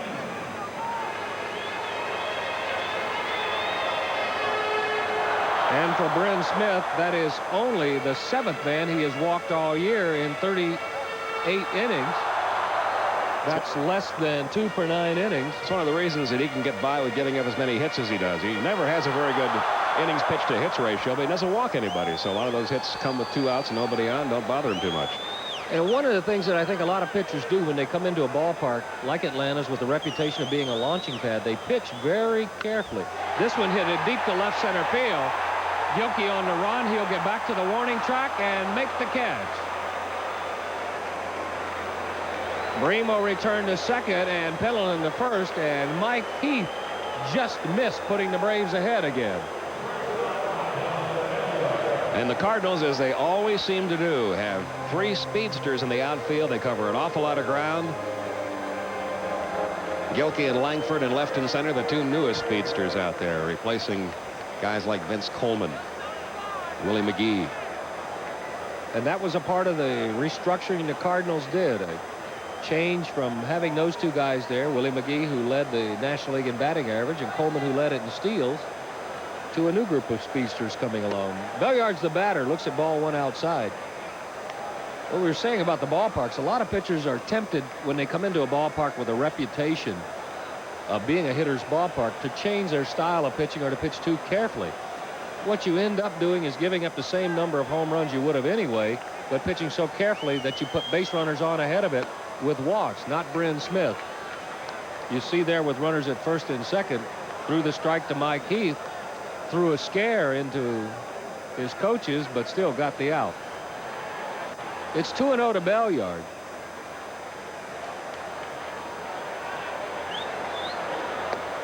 Through there, it's 2 balls and 1 strike. Braves would love to see Rafael Belliard hit all the time with men in scoring position. He does his best hitting in this situation and when you let him hit and run. Headed to right field. Jose play. It'll get past him. Bream will come home. Pendleton is headed for the plate. Here's a throw from Guerrero. Not in time. Braves lead it. So once again, the little man delivers with runners in scoring position.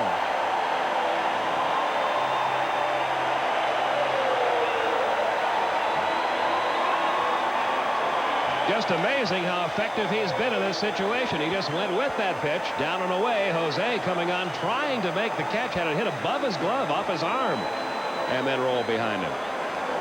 Bream scored, Pendleton scored, and Belliard nearly was able to score when the throw got past catcher Pagnosi. There you saw the attempt by Felix Jose in right field. And it's a good thing this is a grass field. If that was turf, that ball would have kept on rolling, and Rafael Belliard would have circled the bases. Very generous scorekeeping night. They're going to score that a double and say that he went to third on the throw. So that's the 7th hit for the Braves, and once again they lead it by 2, and Avery will hit with 2 outs and a runner at third. Strike 1 to Steve. So Rafael Belliard was 3 for 7 with runners on third and 2 outs. Make that 4 for 8. Inside Avery, it's 1-1. That's 7 RBIs for Belliard on the year. That's 1 more than he had all of last season with Pittsburgh. He is an entirely different hitter when you get runners up there. Always tries to do just what he did there. Take the ball to right field. Avery will hit this on the ground to Akendo. He'll glove it. Go to Guerrero. That'll do it for the Braves, but not before they pick up 2 more.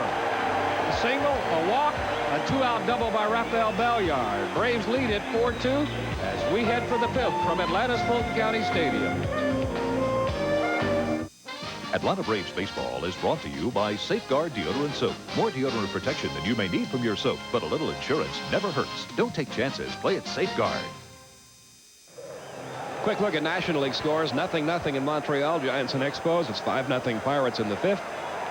Mets up over the Dodgers. Cubs lead Houston. And Okendo leads off for the Cardinals. Steve Avery staked to a 2-run lead again. Braves with runs in the 1st and 2nd, picked up a pair in the 4th. The Cardinals did all their damage in the top of the 4th. 4-2 Braves as we begin play here in the top of the 5th. Ball 1 inside to Okendo. Okendo, who looked like for a while he was going to lose that second base spot to Geronimo Pena, went on a tear last week. High with ball 2. A 7 for 14. Homered Sunday, his first of the year. On the ground, Pendleton backhanded. Can he throw him out? The long one to first. Got him. No.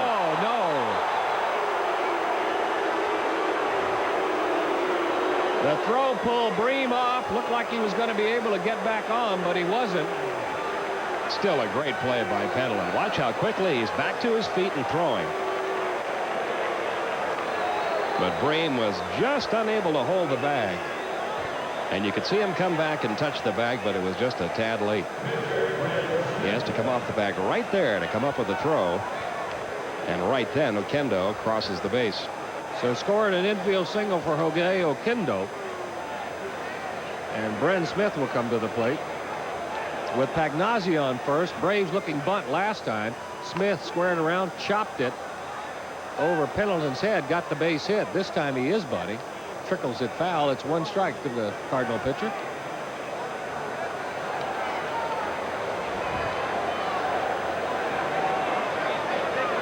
Smith with 1 base hit this year. He has sacrificed twice. Almost always puts the ball in play. Has only struck out 2 out of the 13 official at-bats he's had. Braves still looking bunt. Pendleton in. Bream cheating in a few steps. Here he comes. Here's the bunt. Out in front of the plate. Avery will field. Look to second. His only play at first where Treadway covers. The sacrifice works. Okendo's in scoring position.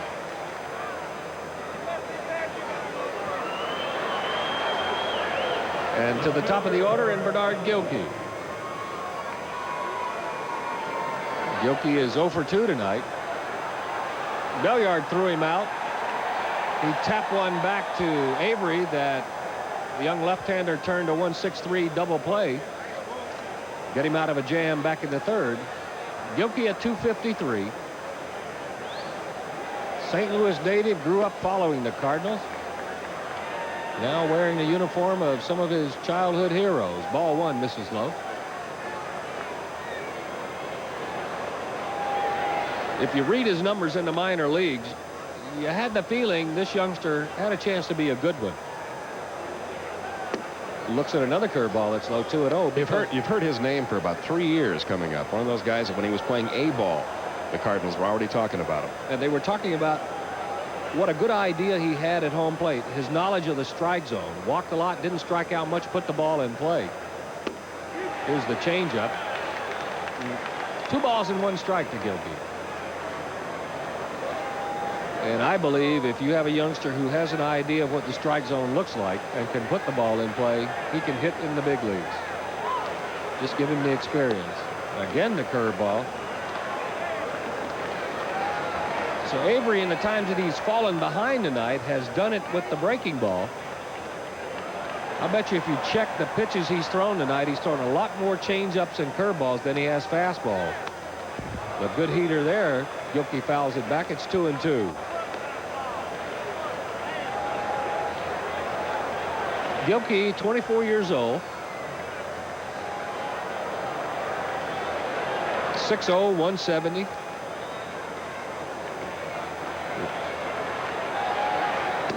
Outside, and it's ball 4. So Avery walks his 3rd of the evening. And that'll put runners at first and second. That'll bring up Ozzie Smith. Ozzie officially 0 for 1. And Leo not rocking a whole lot right now.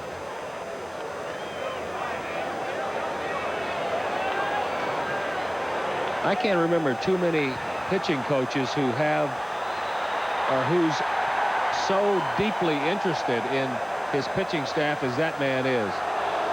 Ever see all the charts and notes and books that he keeps on all these guys? You get the feeling that pitching staff's like he's like a father with 10 kids that he worries over every day, like a mother hen.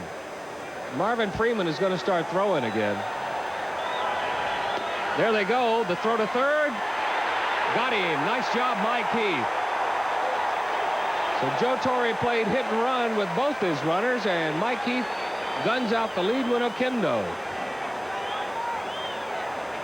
Heath has now thrown out 2 potential base stealers tonight. He's 2 for 2 tonight and 8 for 22 on the year. That's about 36%. Nothing wrong with that at all. And the Braves getting some help. Here's a ground ball to short. A good throw here. Does it. A good throw there. Did do it. So Belliard throws out his counterpart. Avery dodges a threat. Cardinals get a single. They get a walk. They leave one stranded, but they don't get any runs.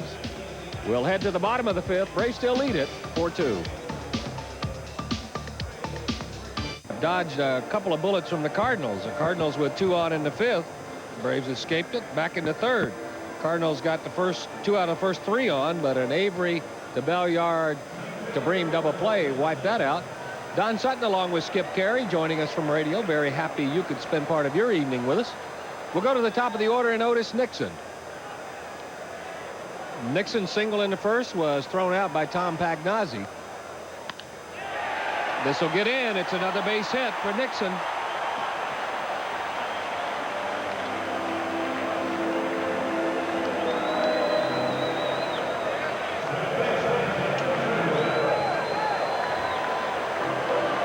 Just over the glove of a leaping Ozzie Smith. The way Nixon has started, Skip, you got to find a spot out there for him most of the days, don't you? I would think so. 6 out of 7. Till he proves he can't do it. Ride the hot streak. 6 out of 7 in the games that he has played, leading off the game with a base hit. Let's see if he's going here. He's not. Treadway is taking. It's ball 1 outside. Nixon 11 out of 15 when he's attempted to steal. Of the 4 times he's been thrown out, Pagnozzi has him twice. Treadway the long look to Jimmy Williams. As Pete told you, Nixon is green lighted all the time. He can go whenever he thinks he can get a break.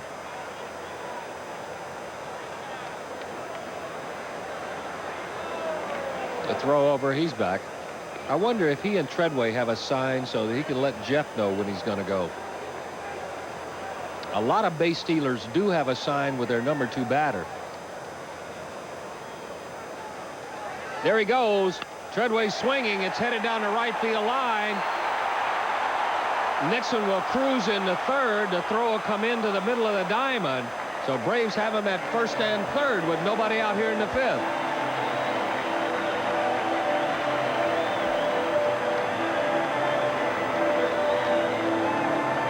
Here it is again. He hit it a little bit off his thumbs, but he hit it in a good spot, and sending the runner pays off for Atlanta. Ozzie Smith tried a decoy down at shortstop, but Nixon had none of that, and without the situation being nobody outs, he might have just kept on coming.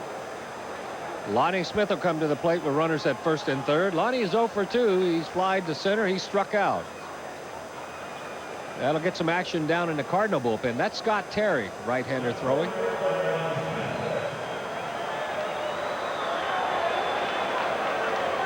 Lonnie 1 for 10. He has driven home 2. In his brief time since coming off the disabled list, he's also stolen a base. Braves now with 9 hits. They've out-hit the Cardinals 9-6.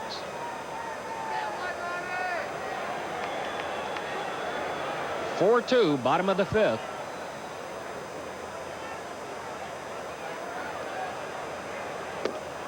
Doesn't get the off-speed pitch. It's no balls and 1 strike to Lonnie Smith.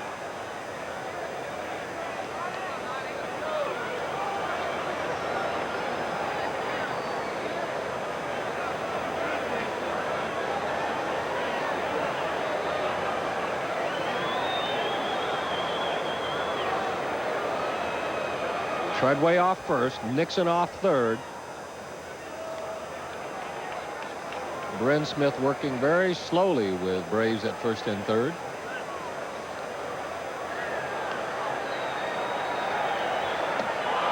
Good breaking ball from Bryn Smith. It's 0-2 to Lonnie Smith. Like a cough drops commercial here. Bryn pitching, Lonnie hitting, and Ozzie at short. Smith Brothers cough drop. Skip. I got it. Back before your time. No balls, 2 strikes. 3 good pitches to Lonnie Smith, and he's gone on strikes. 1 out, and David Justice will come to the plate.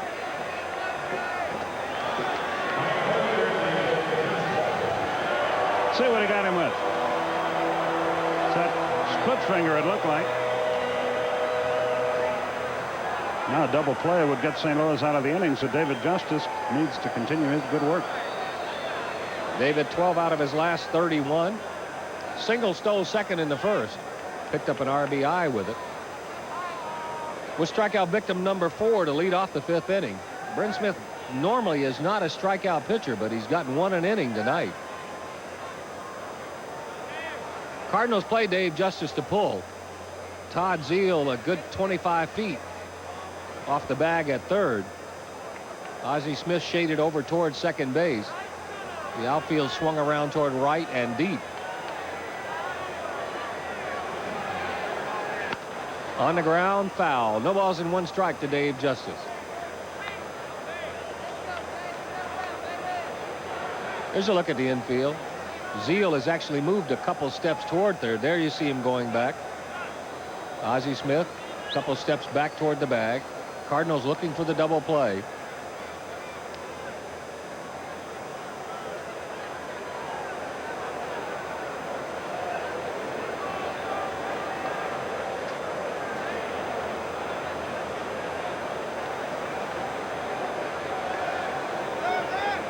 With the infield of Oquendo and Smith, you would think the Cardinals would have turned a bunch of double plays already, but they've only turned 8. And with all the speed, you'd think they would not have hit into many. Well, they have hit into 18. This is inside. It's 1-1. 1 ball, 1 strike to Dave Justice.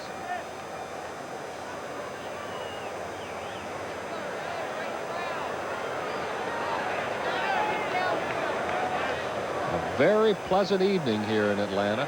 Absolutely gorgeous day today. Here's a 1-1. This is headed to right field. It could get over Jose's head. It will go up against the wall. Nixon will stroll home. Treadway is headed for third. Justice strolls into second with a double. Braves lead it 5-2.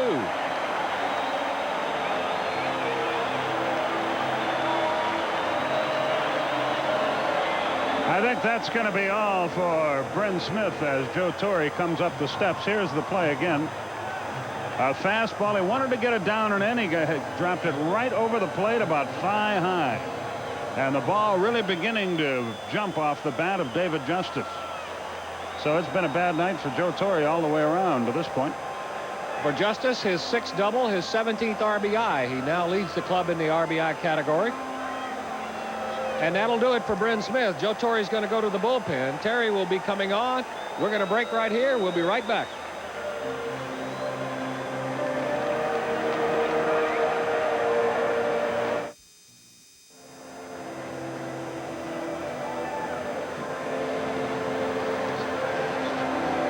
Braves lead at 5-2 here in the bottom of the 5th. The new Cardinal pitcher is Scott Terry.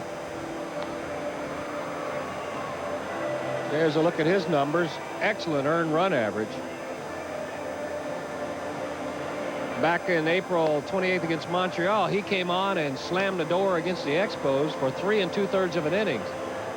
Giving up less than a hit in an inning, has yet to have one leave the yard. Doesn't walk many, but doesn't strike out very many. And what Joe Torre, Joe Coleman are hoping is that Terry can give his club a chance to come back. Terry started his career with Cincinnati. Came over in a trade to sent Pat Perry over there back in 1987. Last year he was in 50 ball games for the Cardinals. Started 2 of them, pitched 48 in relief. 2 and 6 his earned run average, and not too glossy, 4.75. Has been basically a middle reliever, a setup man his whole career. It's 72 innings in those 50 games. There's the job the Cardinal bullpen has done. And I'll tell you what, if you get them to the 8th or 9th and to Lee Smith, they're going to win it with a lead. Terry's going to walk Bream. That'll load him up for Terry Pendleton. And for Pendleton, it has already been a good night. Led off the 2nd with a homer, walked and scored back in the 4th. Terry's having some good nights against his old teammates. On the stop into St. Louis, didn't fare so well there. He was only 2 for 9. Ball 3 is outside. This will be ball 4. And Sid Bream will drop down the 1st. That'll load him up for Terry Pendleton.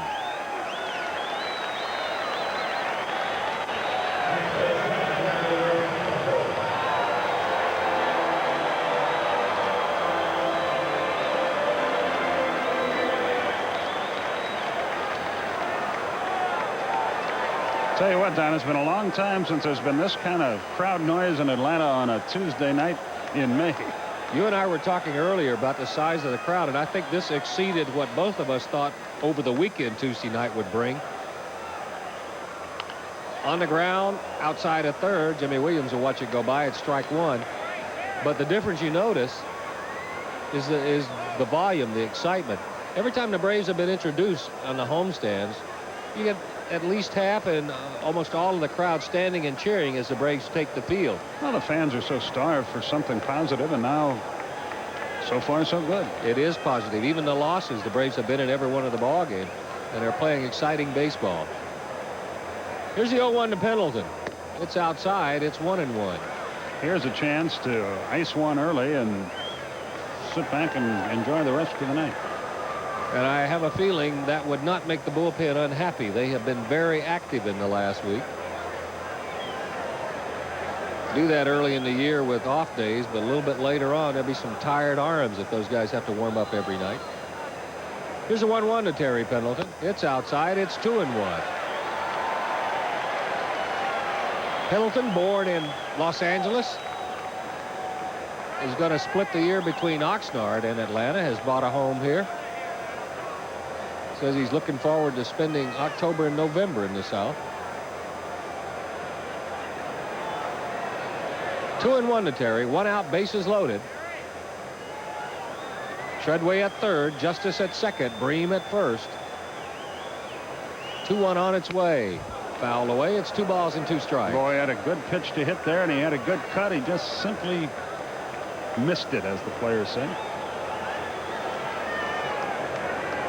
I wonder why he wears that pad on his right forearm. I've seen pads on the shins. I've seen pads everywhere, but I haven't seen too many batters who wear the pad on their right forearm. Maybe he gets hit with pitches a lot because he really lunges into the ball and he throws that arm up. That'd be a good explanation. Here's a 2-2. Pops it high in the air over toward the Cardinal dugout. Zeal is over. He'll have a look, but it'll be on top of the dugout and back into the stands. Despite his zeal to catch that ball, he was unable to.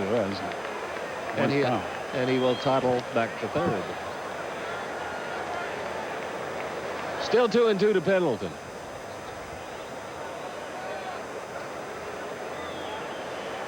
Out of Channel Island High School in Oxnard, where he was a heck of an athlete. 3-year letterman in baseball, basketball, and football.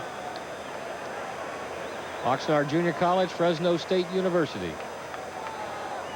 Outside. That'll run the count full. Let's see if Bobby Cox will start up the base runners. There's only one out. But still 3-2. Every now and then you can, with a contact hitter like Pendleton,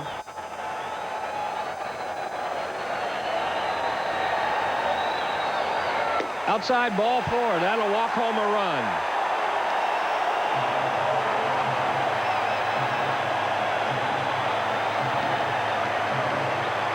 Treadway crosses the plate. A 6-2 Braves lead. Well, here's a guy that's due. Heath is 4 for his last 32. After getting off to a really good start, Mike Heath, who came out of the chute with 12 of his first 32, hit .375 for about the first week and a half. Has really struggled of late. The PGA is in town. Hale Irwin sitting next door in the Cardinal booth with Mike Shannon. A lot of the guys stopping in to watch baseball. First pitch to Heath is strike 1. One of the rising young stars on the PGA Tour. Young man out of Franklin, Kentucky, Kenny Perry, stopping in, checking out the Braves.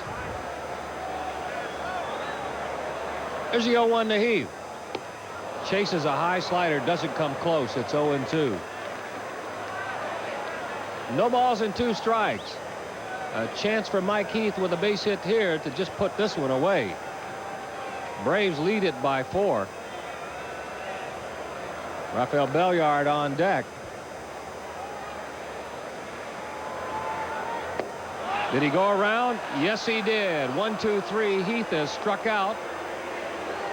That'll leave him loaded for Belliard.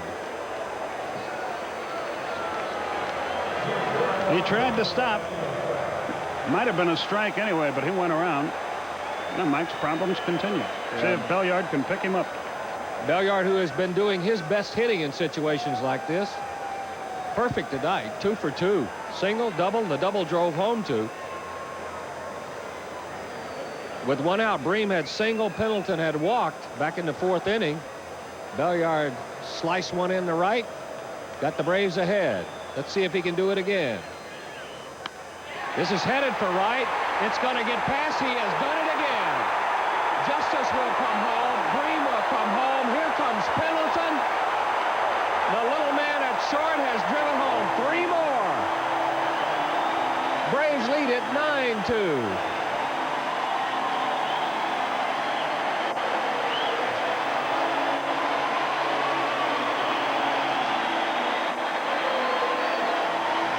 With 2 outs, this guy is amazing.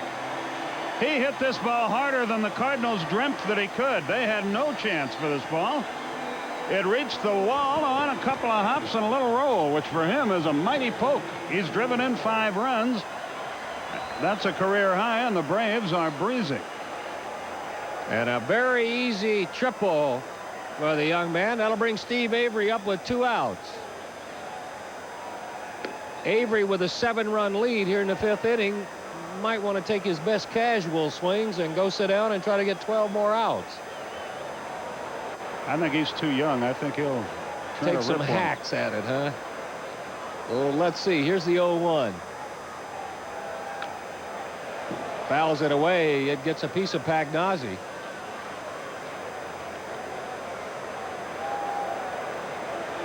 Oh, and 2 to Avery.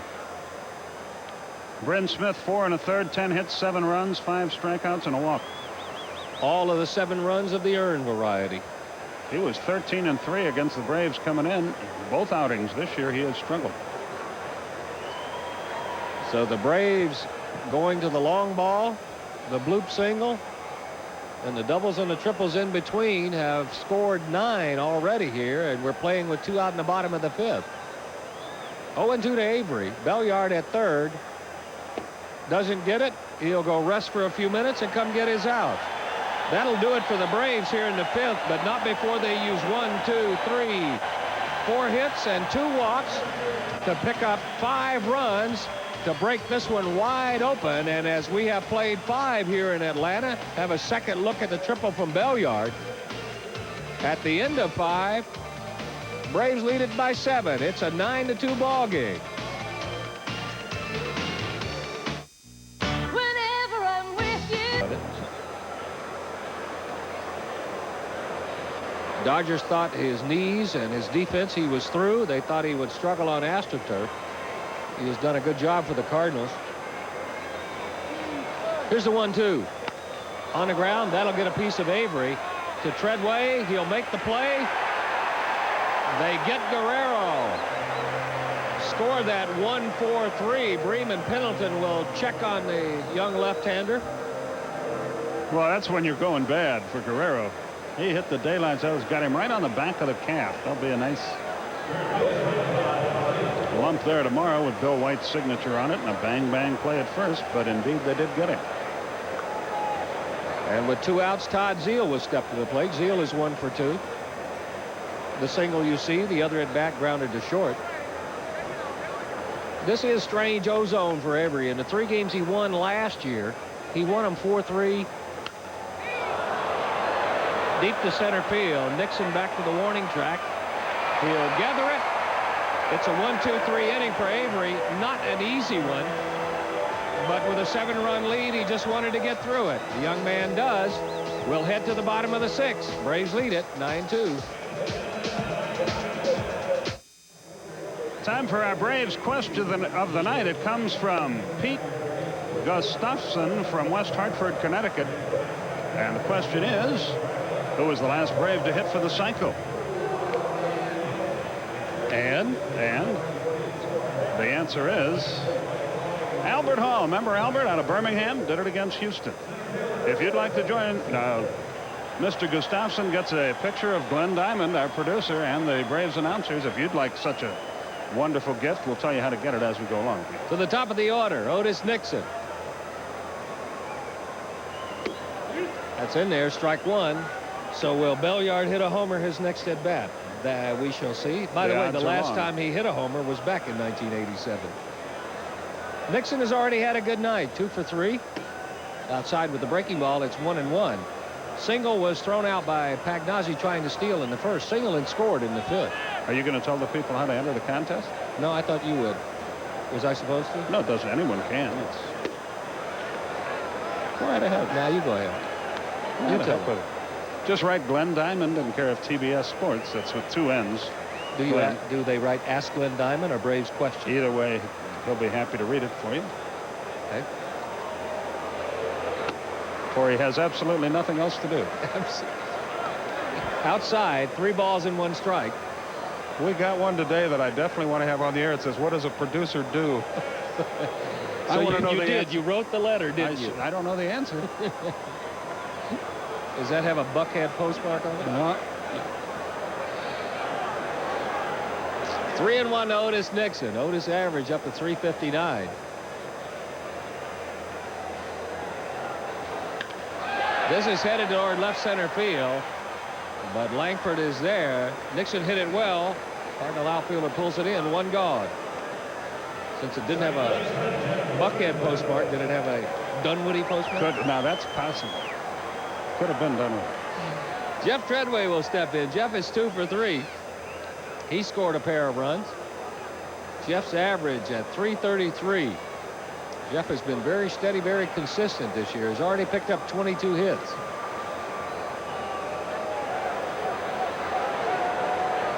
Braves jumped on Bryn Smith for 7 runs. Sinker is down and away. It's 1-0. 1 ball, no strikes. Braves have put tallies on the board in every inning but the third.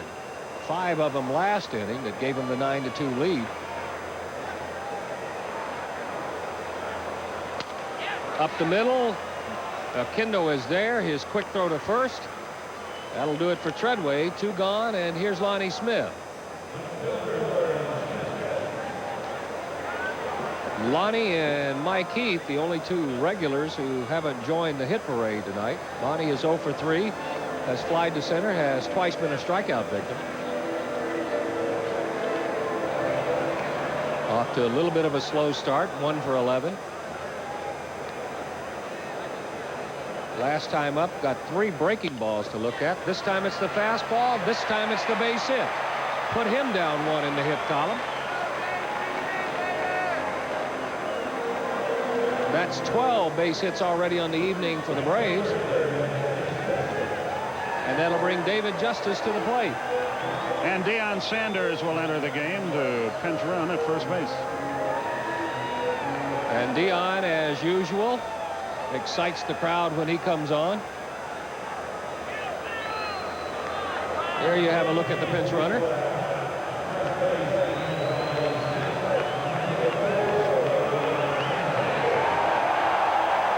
There's the announcement. There's the response.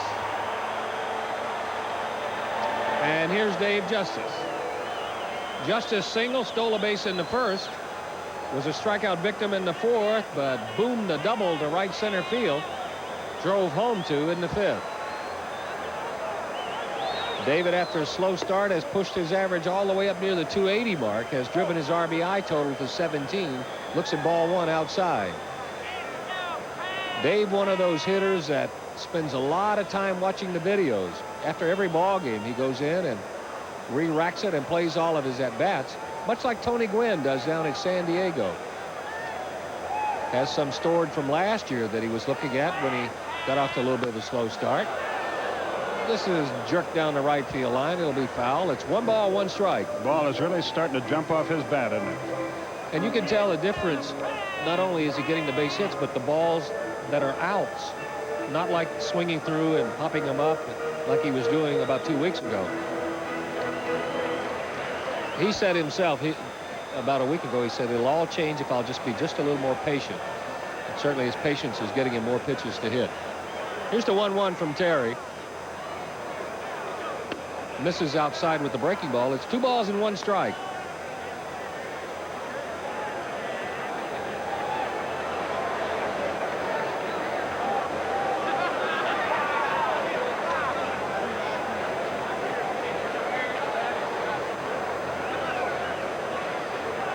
Terry's set. He'll look toward first where Sanders is waiting. Here's the pitch. Fouled away. It's even at 2. 2 balls, 2 strikes. Bryn Smith retired the Braves in the 3rd inning, 1-2-3. Other than that, it's been a hitter's night every inning for the Braves batters. Sanders came on the pinch run for Lonnie Smith. With a 9-2 lead, you don't normally expect to see him run. He has a very short lead. Terry misses down low. The count's gone full, 3-2 to David Justice. Justice, Terry Pendleton, the most selective of the Braves batters. Terry has walked 12 times. Dave Justice has walked 9.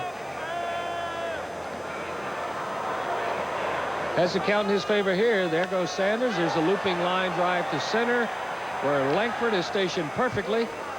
He'll make the play. That'll do it for the Braves. The Braves get a base hit from Lonnie Smith. They leave 1 stranded. We have completed 6 in Atlanta. The Braves still lead it 9-2.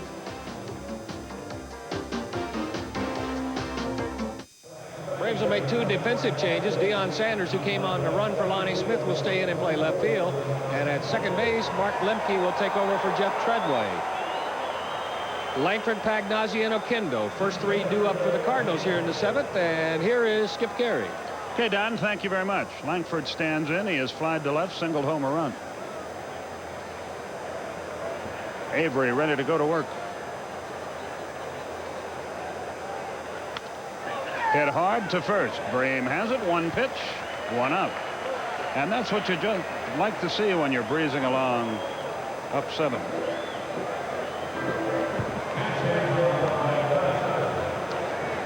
Perez is the right-hander throwing down in the Cardinal bullpen. Guess a lot of college students take that question of the night seriously. Yeah, don't they? your son Darren called in with a correct answer. He too can have a. Well, he can have one because he's your kid. I just know he'd really appreciate that picture of. Let him earn it. He liked it. You don't get one for the answer though. Oh, you don't? Should be doing his homework anyway. 0-1 the count to Pagnozzi. He's 1 out of 2. Singled and wrapped into a double play. Let up, just missed the outside corner. A ball and a strike. He should be resting. They start district playoffs at Patterson Field in Montgomery tomorrow. You can rest by doing your homework. Do umpires give you more of the plate in this kind of game? Only if you've established that you can throw strikes. Little squibber to short.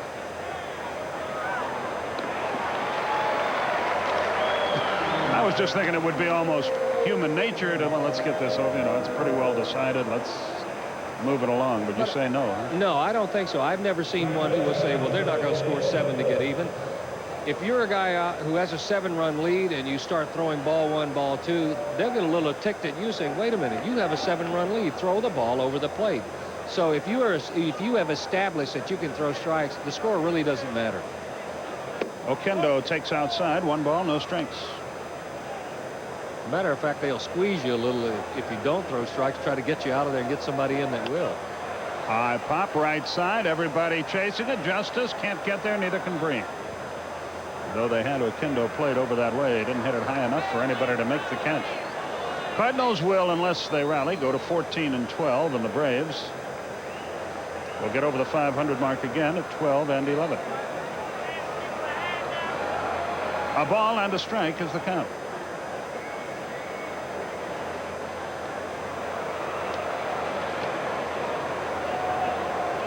Tom Glavine, Ken Hill tomorrow night. Ernie Johnson, Chip Carey will have it for you on Sports South. You fans in the Southeast. We'll be back with you again Friday night from Pittsburgh when John Smoltz opposes John Smiley. Oquendo doesn't get it. 2 balls, 2 strikes.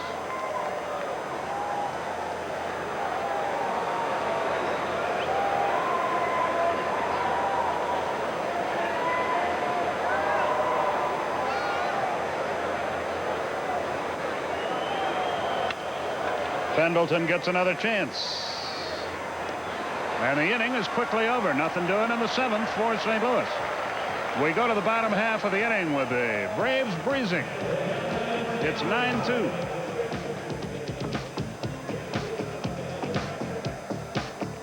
All this week.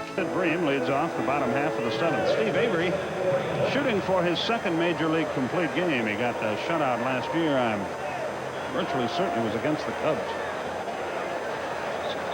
August 24th of last year. Al Galima with the instant stats down in the truck. Glenn Diamond, our producer, he thinks. Pitch to Bream, fouled away. Richard Croker, our director, he thinks.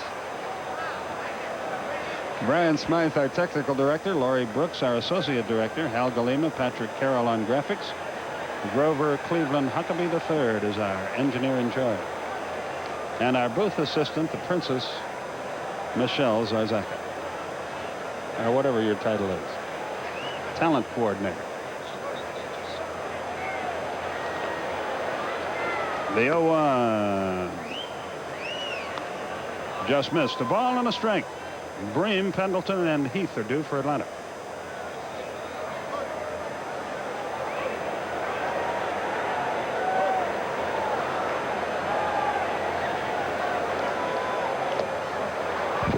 Downstairs.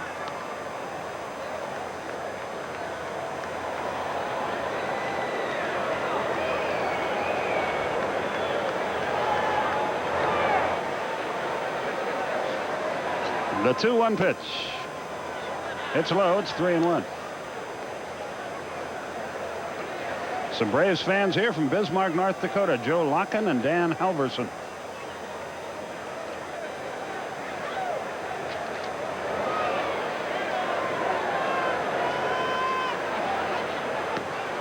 Outside, he walked it. So a good start to the bottom of the 7th as Bream draws a pass. The second given by Terry. The other was intentional. Here's Terry Pendleton with a big night. 3 runs scored, 2 driven in, 2 walks and a homer. 1 walk with the bases loaded. Braves fans tuning us in down in South Florida, Skip. James Frick down in Lake Worth, Florida, watching, and the Wootens down in Lantana. His 85th birthday. Medford Wooten. The Wootens celebrating 67 years of being happily married.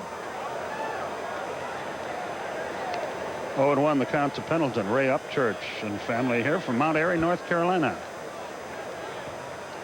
Andy Griffith's hometown.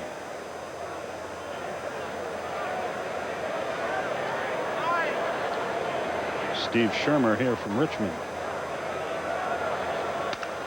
Double play grounder to short. Ozzie flips. Okendo fires late. I thought Ozzie would take it himself, but he chose to go to Okendo. Let's look. Chances are he would have made the double play. He was only about 2 steps away, but by the time he gave the soft flip and Okendo came all the way across, Pendleton, who hustles regardless of what the score is, had beaten it out, so it'll go as a fielder's choice. The Roberts family here from Union, Iowa, celebrating their 25th anniversary. 1 ball, no strikes. Runner at first, 1 out. Heath is 0 for 3.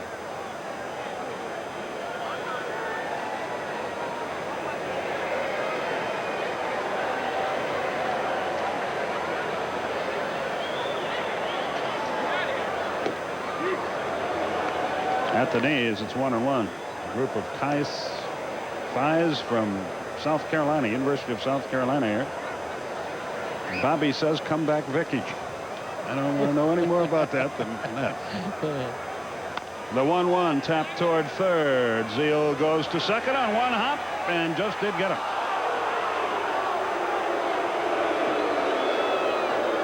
He threw that baby right into what I guess he thought for a moment was the AstroTurf.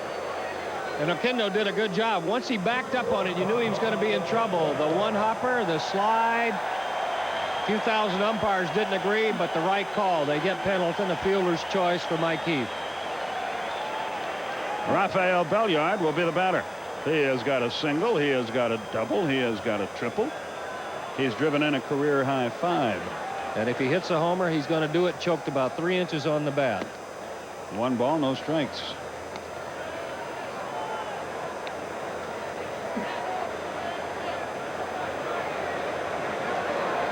That's total. So he's had a good year tonight. Ground ball to the right side. Okendo's a spoil sport, and the inning is over. No hits, no runs, no errors. 1 left. We have played 7 in Atlanta, and the Braves are cruising. They lead St. Louis 9-2. It's the bat in the 8th inning. It's the Dodgers 3. It's the Mets 6. The Dodgers got their 3 in the 6th inning. Back-to-back home runs by Darryl Strawberry and Eddie Murray have provided all the scoring there. Chicago got 3 in the 1st against Houston. That is all the scoring. They're playing in the 6th inning. And a later start, Philadelphia visits San Diego. Over in the American League, here's what it looks like. Minnesota is shutting out Boston. That's Erickson on the mound. Shane Mack is homered in the 7th with 2 on. Kansas City, Detroit, it's 5-4. They're covering up the screen. I need to see that. Texas is leading Toronto 3-2. They're playing in the 7th inning. Milwaukee and Chicago both scored in the 1st. They have been scoreless since. 1-1 in the 7th inning. All the rest a later start. Baltimore goes to Oakland. The Yankees go down to California. And Cleveland travels to Seattle. For complete scores and highlights, tune in CNN Sports Tonight at 11:30 Eastern with Fred Hickman and Dan Hicks. They'll have all the scores. They'll have all the highlights. We go to the 8th inning. Thank you, Don, for that Delta scoreboard. Geronimo Pena is the batter, and he pops one up. Fouled on the left field side, and it's 0-1. In minor league baseball, Richmond is losing again. In fact, they lost. It's a final now. 6-3. Rochester got 5 in the 1st. Tony Castillo lost it. Boy, and a wild one going Greenville and Knoxville. What's that score now? Just a minute. Sorry. It's 8-7 Knoxville after 6. Down and into Pena, who may be the Cardinal second baseman of the future if and when they make a deal with Ozzie Smith. Speculation is Oquendo would move over and play short. And this guy would get a shot at the second base job, I think. All the reports you hear on this guy is that he is a very aggressive hitter. He started to go that time. He laid off, and the count goes to 3-1. Avery a little upset with himself, but he only needs 6 more outs, and he's ahead by 7 runs. See how hard he can hit it, Steve. That's how hard he can hit it. Into the corner, and a double for Pena. Cardinal pinch hitters coming into this game were hitting a phenomenal 370, and it's better not. And that's one of the reasons they are playing as well as they have been. That and the fact that when the pinch hitters have delivered and have given them a lead, the bullpen has come out and just slammed the door, gotten him to Lee Smith, and he doesn't. Well, I guess he's only had one bad outing all year. Cincinnati jumped on him over the weekend there. Juan Berenguer begins to go to work in the Atlanta bullpen. You see the story on Bernard Gilkey for the night. 1 ball, no strikes. Avery may be tiring here.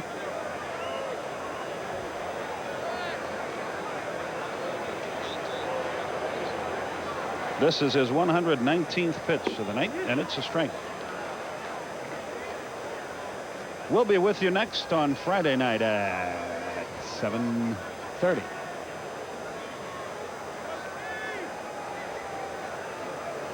The 1-1 pitch. 2-1.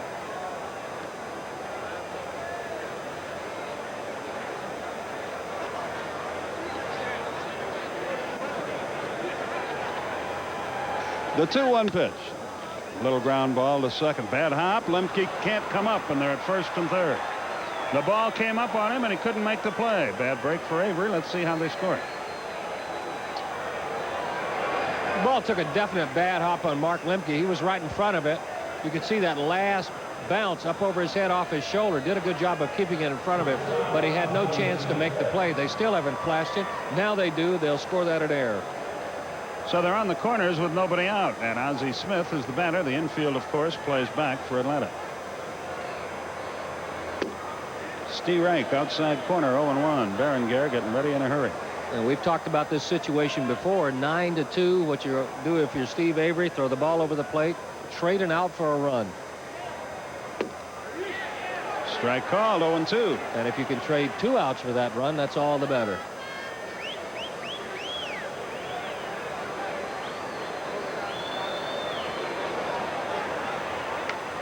High pop. That's the first out with no run scored. Bream has it. 1 away.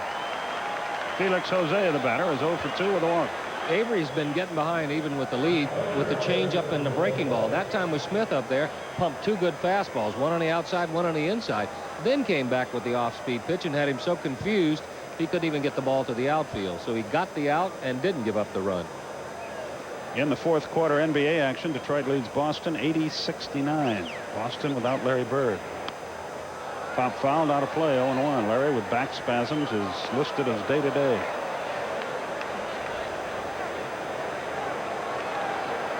Jose's average has really taken a dip since we saw him last about a week ago. But that can happen in this game. He's down to 306. 0-2. Be a nice spot for a strikeout. Avery has not gone to the strikeout pitch tonight. He got 1 in the first, 1 in the third, and that's it. And that's fine. He got 1 there, 2 down. Now he's got a great chance to get out of this mess. And he showed you right there on Felix Jose what the National League is doing to this switch hitter.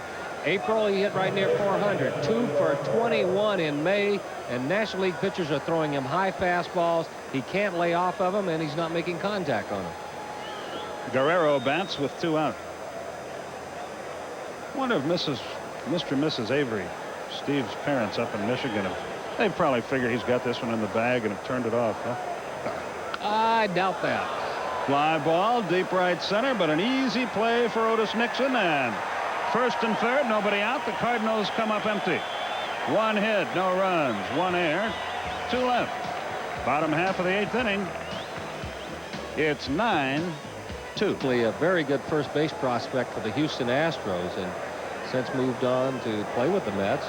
Played some with the Dodgers, went to the American League. Got the reputation as a pretty good bench hitter. And with Tommy Gregg out, John Sherhost was looking for somebody to come off the bench. Maybe play a couple of spots in the outfield. Found Heap on the Vancouver roster and made a minor league deal to get him. The 2-1. Curve is high, 3 balls and a strike. He's been with Houston and the Mets and the Dodgers and the Red Sox. Been in 4 championship series, 2 World Series. 3 balls, 2 strikes.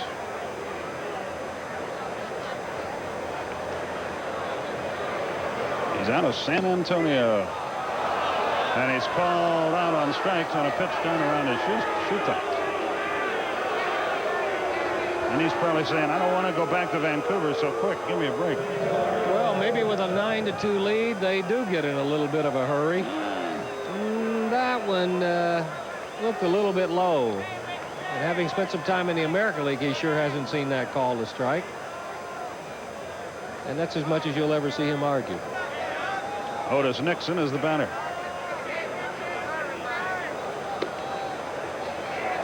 For Nixon, it's been a routine night, 2 out of 4 with a run scored. He was thrown out stealing tonight, making him 11 out of 15 on the year. He corks that ball into center field. Langford gets there, though, and runs it down. 2 away in the Atlanta 8th inning. And Mark Lemke comes to the plate. And Dion moves on deck. You know, before we leave Mike Heap, he is one of the Danny Heap. He is one of those guys that gets lost in a trivia question. You see a guy like Mike Scott have a great career with Houston. You wonder how they got him. Well, they traded Danny Heap to the Mets in a little-known deal and got Mike Scott. 1 ball, no strikes. The count to Lemke. Crowd of more than 17,000. Many of them on their way home with big smiles on their faces. Braves have looked terrific again. A ball and a strike. Jeff Parrott will come on and finish it up for Atlanta. Ground ball. Pena picks it. And just like that, the inning is over, and Perez breezes through the 8th inning. We go to the 9th with the Braves on top by 7.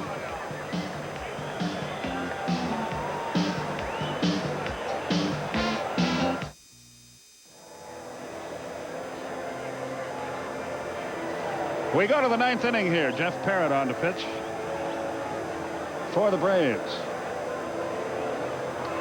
Todd Zeile will lead it off against him. He needs a good outing. Jeff has struggled in his recent outings. And that's why you bring a Jeff Parrott in a situation like this. Steve Avery was breezing with a 7-run lead. For Steve, 8 innings, gave up 7 hits. I have him credited with 3 walks. I have him with 3 strikeouts. So astoundingly enough, you're right on both counts. How about that? Zeile bunts for a hit, and he's going to have one. So that's the way the 9th inning starts. You can hardly fault Parrott for that. A perfect bunt by Zeile.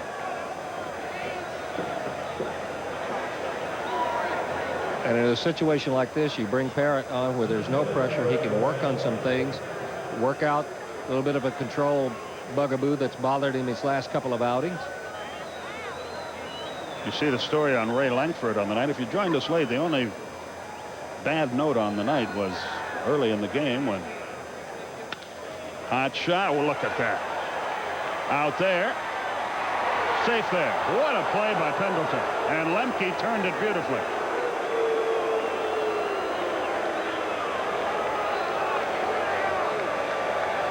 This is getting so commonplace that we're surprised when he doesn't make plays like this. Langford going the other way. The dive, the stop to the knees. Perfect throw to Lemke. You'd think there was no chance to turn it. Look how quick he got rid of it. It was a close play at first. So Gedman is the batter with a runner at first and 1 out. The veteran catcher. Sorry to say, Mike Heath struck out, lost control of the bat. It sailed over into the seats and hit the wife of Cardinal manager Joe Torre. Her name is Allie. In the head. A few stitches were taken to close the wound, but she's okay.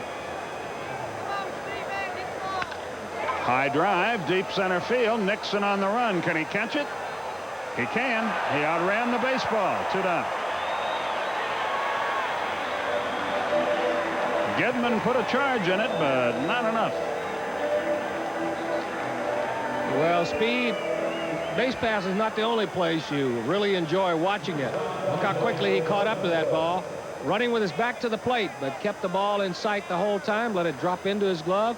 A nice defensive play for Nixon, too.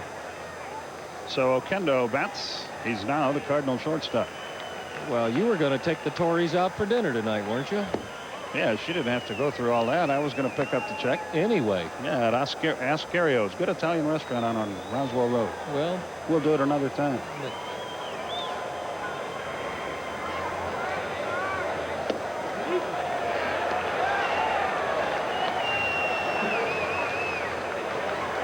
A ball and a strike to count to Oquendo, who has struck out, singled, and bounced to third.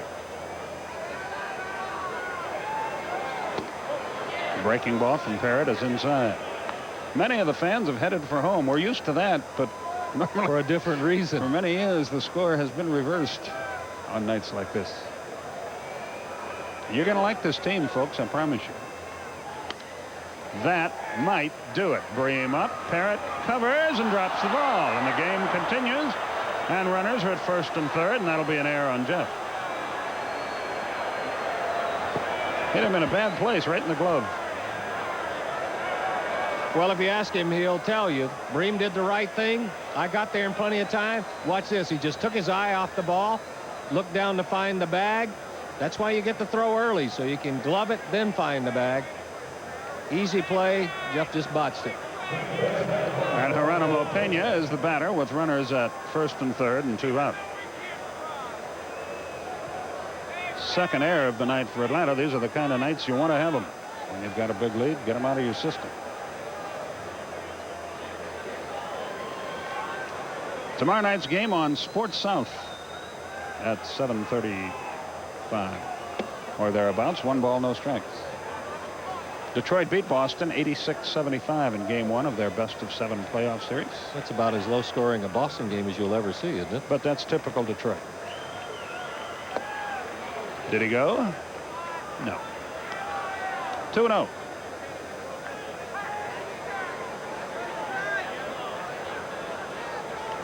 Parrott gets ready.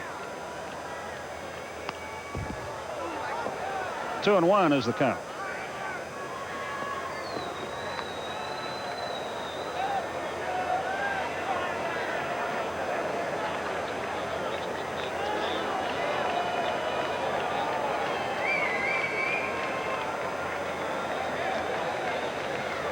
Berenguer up again just in case in the Atlanta bullpen. Belliard waits to Lemke, and the ball game is over. So Parrott pitches around his own error. 1 hit, no runs, 1 error, 2 left, and the Braves have hammered the Cardinals. Final score 9-2. Totals and highlights after this.